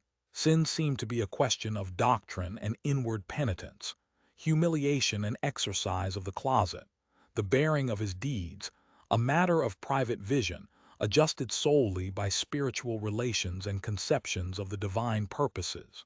And now, as if by some hideous magic, this loud red figure had risen before him in unmanageable solidity, an incorporate past which had not entered into his imagination of chastisements. But Mr. Bulstrode's thought was busy, and he was not a man to act or speak rashly. "I was going home," he said, "but I can defer my ride a little, and you can, if you please, rest here." "Thank you," said Raffles, making a grimace. "I don't care now about seeing my stepson. I'd rather go home with you." "Your stepson, if Mr. Rigg Featherstone was he, is here no longer. I am master here now." Raffles opened wide eyes and gave a long whistle of surprise before he said, "Well then, I've no objection. I've had enough walking from the coach road. I never was much of a walker, or rider either. What I like is a smart vehicle and a spirited cob. I was always a little heavy in the saddle. What a pleasant surprise it must be to you to see me, old fellow," he continued, as they turned towards the house. "You don't say so, but you never took your luck heartily. You were always thinking of improving the occasion. You'd such a gift for improving your luck." Mr. Raffles seemed greatly to enjoy his own wit, and swung his leg in a swaggering manner which was rather too much for his companion's judicious patience. "If I remember rightly," Mr. Bulstrode observed, with chill anger, "our acquaintance many years ago had not the sort of intimacy which you are now assuming, Mr. Raffles. Any services you desire of me will be the more readily rendered if you will avoid a tone of familiarity which did not lie in our former intercourse, and can hardly be warranted by more than 20 years of separation. You don't like being called Nick.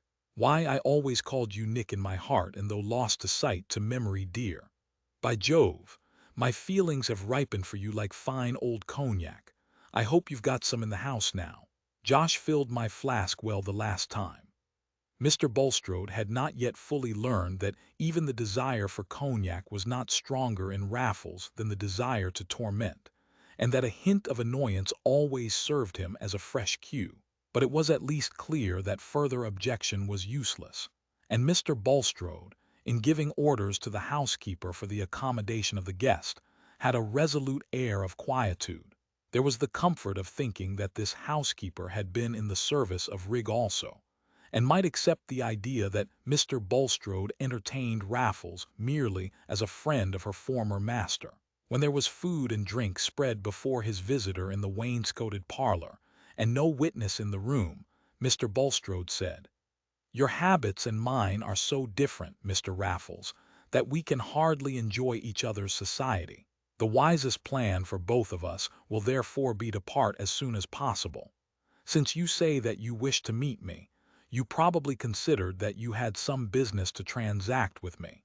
But under the circumstances I will invite you to remain here for the night, and I will myself ride over here early tomorrow morning, before breakfast, in fact, when I can receive any communication you have to make to me." "With all my heart," said Raffles. "This is a comfortable place, a little dull for a continuance, but I can put up with it for a night, with this good liquor and the prospect of seeing you again in the morning. You're a much better host than my stepson was. But Josh owed me a bit of a grudge for marrying his mother, and between you and me there was never anything but kindness." Mr. Bulstrode, hoping that the peculiar mixture of joviality and sneering in Raffles' manner was a good deal the effect of drink, had determined to wait till he was quite sober before he spent more words upon him.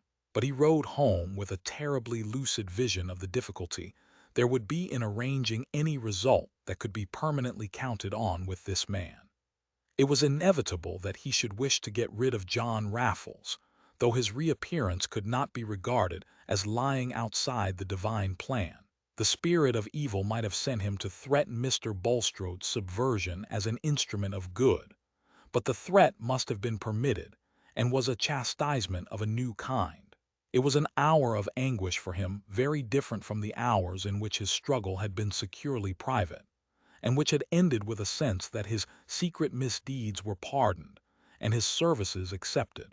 Those misdeeds, even when committed, had they not been half sanctified by the singleness of his desire to devote himself and all he possessed to the furtherance of the divine scheme? And was he after all to become a mere stone of stumbling and a rock of offense? For who would understand the work within him? Who would not, when there was the pretext of casting disgrace upon him, confound his whole life and the truths he had espoused in one heap of obloquy? In his closest meditations, the lifelong habit of Mr. Bulstrode's mind clad his most egoistic terrors in doctrinal references to superhuman ends. But even while we are talking and meditating about the Earth's orbit and the solar system, what we feel and adjust our movements to is the stable Earth and the changing day. And now within all the automatic succession of theoretic phrases, distinct and inmost as the shiver and the ache of oncoming fever when we are discussing abstract pain, was the forecast of disgrace in the presence of his neighbors and of his own wife. For the pain, as well as the public estimate of disgrace, depends on the amount of previous profession.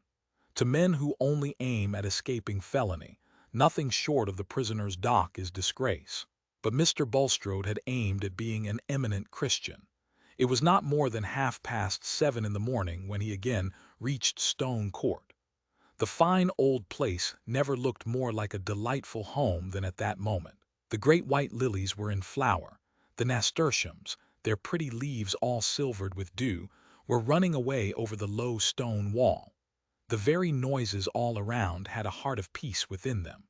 But everything was spoiled for the owner as he walked on the gravel in front and awaited the descent of Mr. Raffles, with whom he was condemned to breakfast.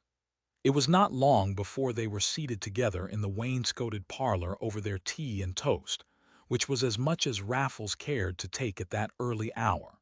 The difference between his morning and evening self was not so great as his companion had imagined that it might be. The delight in tormenting was perhaps even the stronger because his spirits were rather less highly pitched. Certainly his manners seemed more disagreeable by the morning light. "As I have little time to spare, Mr. Raffles," said the banker, who could hardly do more than sip his tea and break his toast without eating it, "I shall be obliged if you will mention at once the ground on which you wish to meet with me. I presume that you have a home elsewhere and will be glad to return to it. Why, if a man has got any heart, doesn't he want to see an old friend, Nick? I must call you Nick. We always did call you young Nick when we knew you meant to marry the old widow. Some said you had a handsome family likeness to old Nick, but that was your mother's fault, calling you Nicholas. Aren't you glad to see me again? I expected an invite to stay with you at some pretty place. My own establishment is broken up now my wife's dead. I've no particular attachment to any spot. I would as soon settle hereabout as anywhere. May I ask why you returned from America? I considered that the strong wish you expressed to go there, when an adequate sum was furnished, was tantamount to an engagement that you would remain there for life. Never knew that a wish to go to a place was the same thing as a wish to stay. But I did stay a matter of 10 years. It didn't suit me to stay any longer, and I'm not going again, Nick." Here Mr. Raffles winked slowly as he looked at Mr. Bulstrode. "Do you wish to be settled in any business? What is your calling now?" "Thank you. My calling is to enjoy myself as much as I can. I don't care about working any more. If I did anything it would be a little traveling in the tobacco line, or something of that sort which takes a man into agreeable company, but not without an independence to fall back upon. That's what I want. I'm not so strong as I was, Nick, though I've got more color than you. I want an independence." "That could be supplied to you if you would engage to keep at a distance," said Mr. Bulstrode, perhaps with a little too much eagerness in his undertone. "That must be as it suits my convenience," said Raffles coolly. "I see no reason why I shouldn't make a few acquaintances hereabout. I'm not ashamed of myself as company for anybody. I dropped my portmanteau at the turnpike when I got down, change of linen, genuine, honor bright, more than fronts and wristbands. And with this suit of mourning, straps and everything, I should do you credit among the nobs here." Mr. Raffles had pushed away his chair and looked down at himself, particularly at his straps. His chief intention was to annoy Bulstrode, but he really thought that his appearance now would produce a good effect, and that he was not only handsome and witty, but clad in a mourning style which implied solid connections. "If you intend to rely on me in any way, Mr. Raffles," said Bulstrode, after a moment's pause, "you will expect to meet my wishes." "Ah, to be sure," said Raffles with a mocking cordiality. "Didn't I always do it? Lord, you made a pretty thing out of me, and I got but little. I've often thought since, I might have done better by telling the old woman that I'd found her daughter and her grandchild. It would have suited my feelings better. I've got a soft place in my heart. But you've buried the old lady by this time, I suppose. It's all one to her now. And you've got your fortune out of that profitable business which had such a blessing on it. You've taken to being a knob, buying land, being a country bashaw. Still in the dissenting line, eh? Still godly, or taken to the church as more genteel. This time Mr. Raffles' slow wink and slight protrusion of his tongue was worse than a nightmare, because it held the certitude that it was not a nightmare but a waking misery.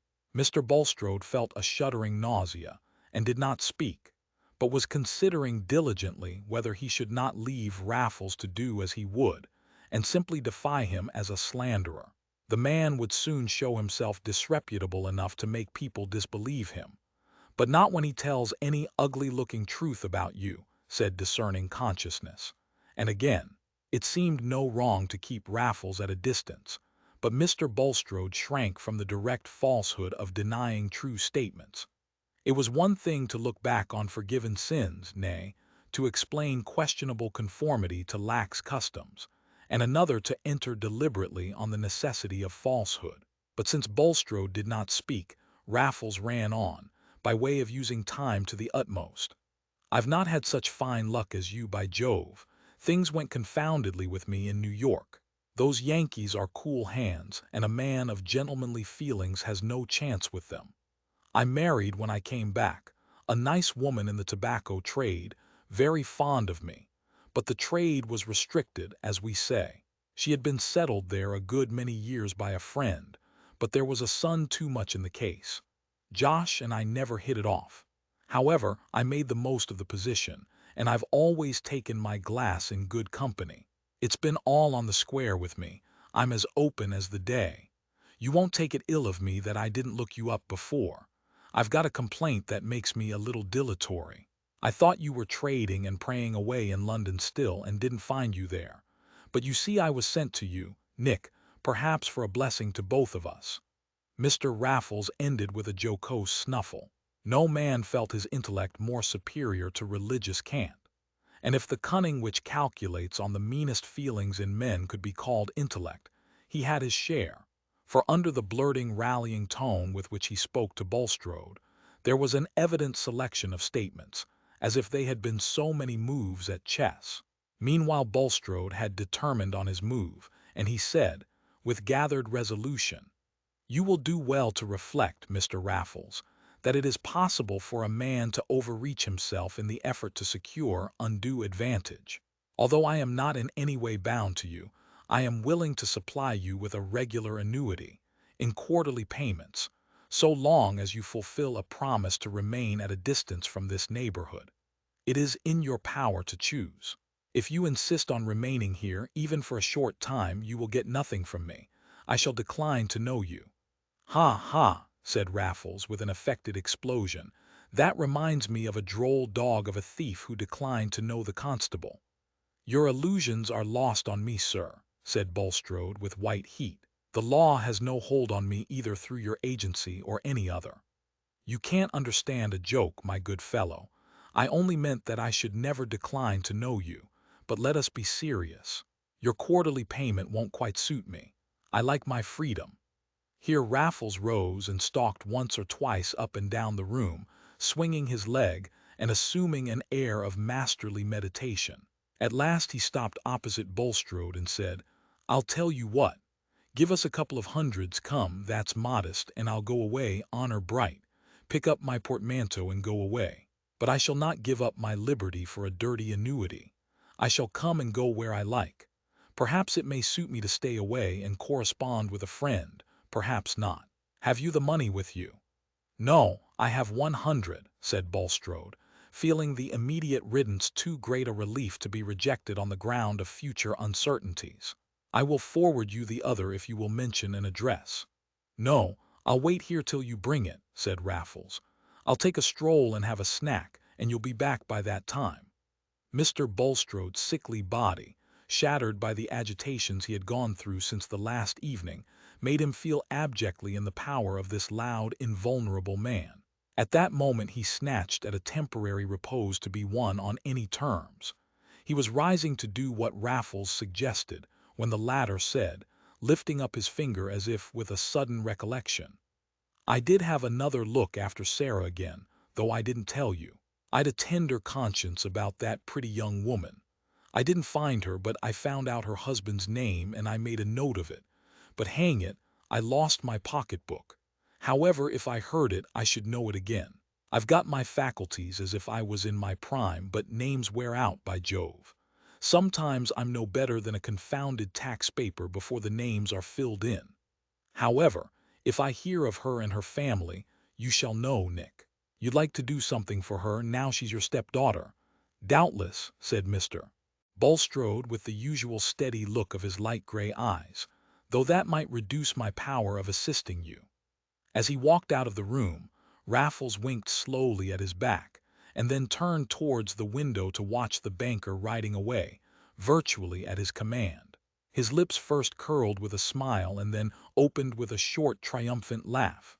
"But what the deuce was the name?" he presently said, half aloud, scratching his head and wrinkling his brows horizontally. He had not really cared or thought about this point of forgetfulness until it occurred to him in his invention of annoyances for Bulstrode. "It began with L. It was almost all L's, I fancy," he went on, with a sense that he was getting hold of the slippery name. But the hold was too slight, and he soon got tired of this mental chase. For few men were more impatient of private occupation, or more in need of making themselves continually heard, than Mr. Raffles. He preferred using his time in pleasant conversation with the bailiff and the housekeeper, from whom he gathered as much as he wanted to know about Mr. Bulstrode's position in Middlemarch. After all, however, there was a dull space of time which needed relieving with bread and cheese and ale, and when he was seated alone with these resources in the wainscoted parlor, he suddenly slapped his knee and exclaimed, "Ladislaw!" That action of memory which he had tried to set going and had abandoned in despair had suddenly completed itself without conscious effort, a common experience, agreeable as a completed sneeze, even if the name remembered is of no value. Raffles immediately took out his pocketbook and wrote down the name, not because he expected to use it, but merely for the sake of not being at a loss if he ever did happen to want it. He was not going to tell Bulstrode. There was no actual good in telling, and to a mind like that of Mr. Raffles there is always probable good in a secret. He was satisfied with his present success, and by 3 o'clock that day he had taken up his portmanteau at the turnpike and mounted the coach, relieving Mr. Bulstrode's eyes of an ugly black spot on the landscape at Stone Court, but not relieving him of the dread that the black spot might reappear and become inseparable even from the vision of his hearth. Thank you for listening. If you enjoyed this story, don't forget to follow the reading lantern and let its light guide you to your next great tale.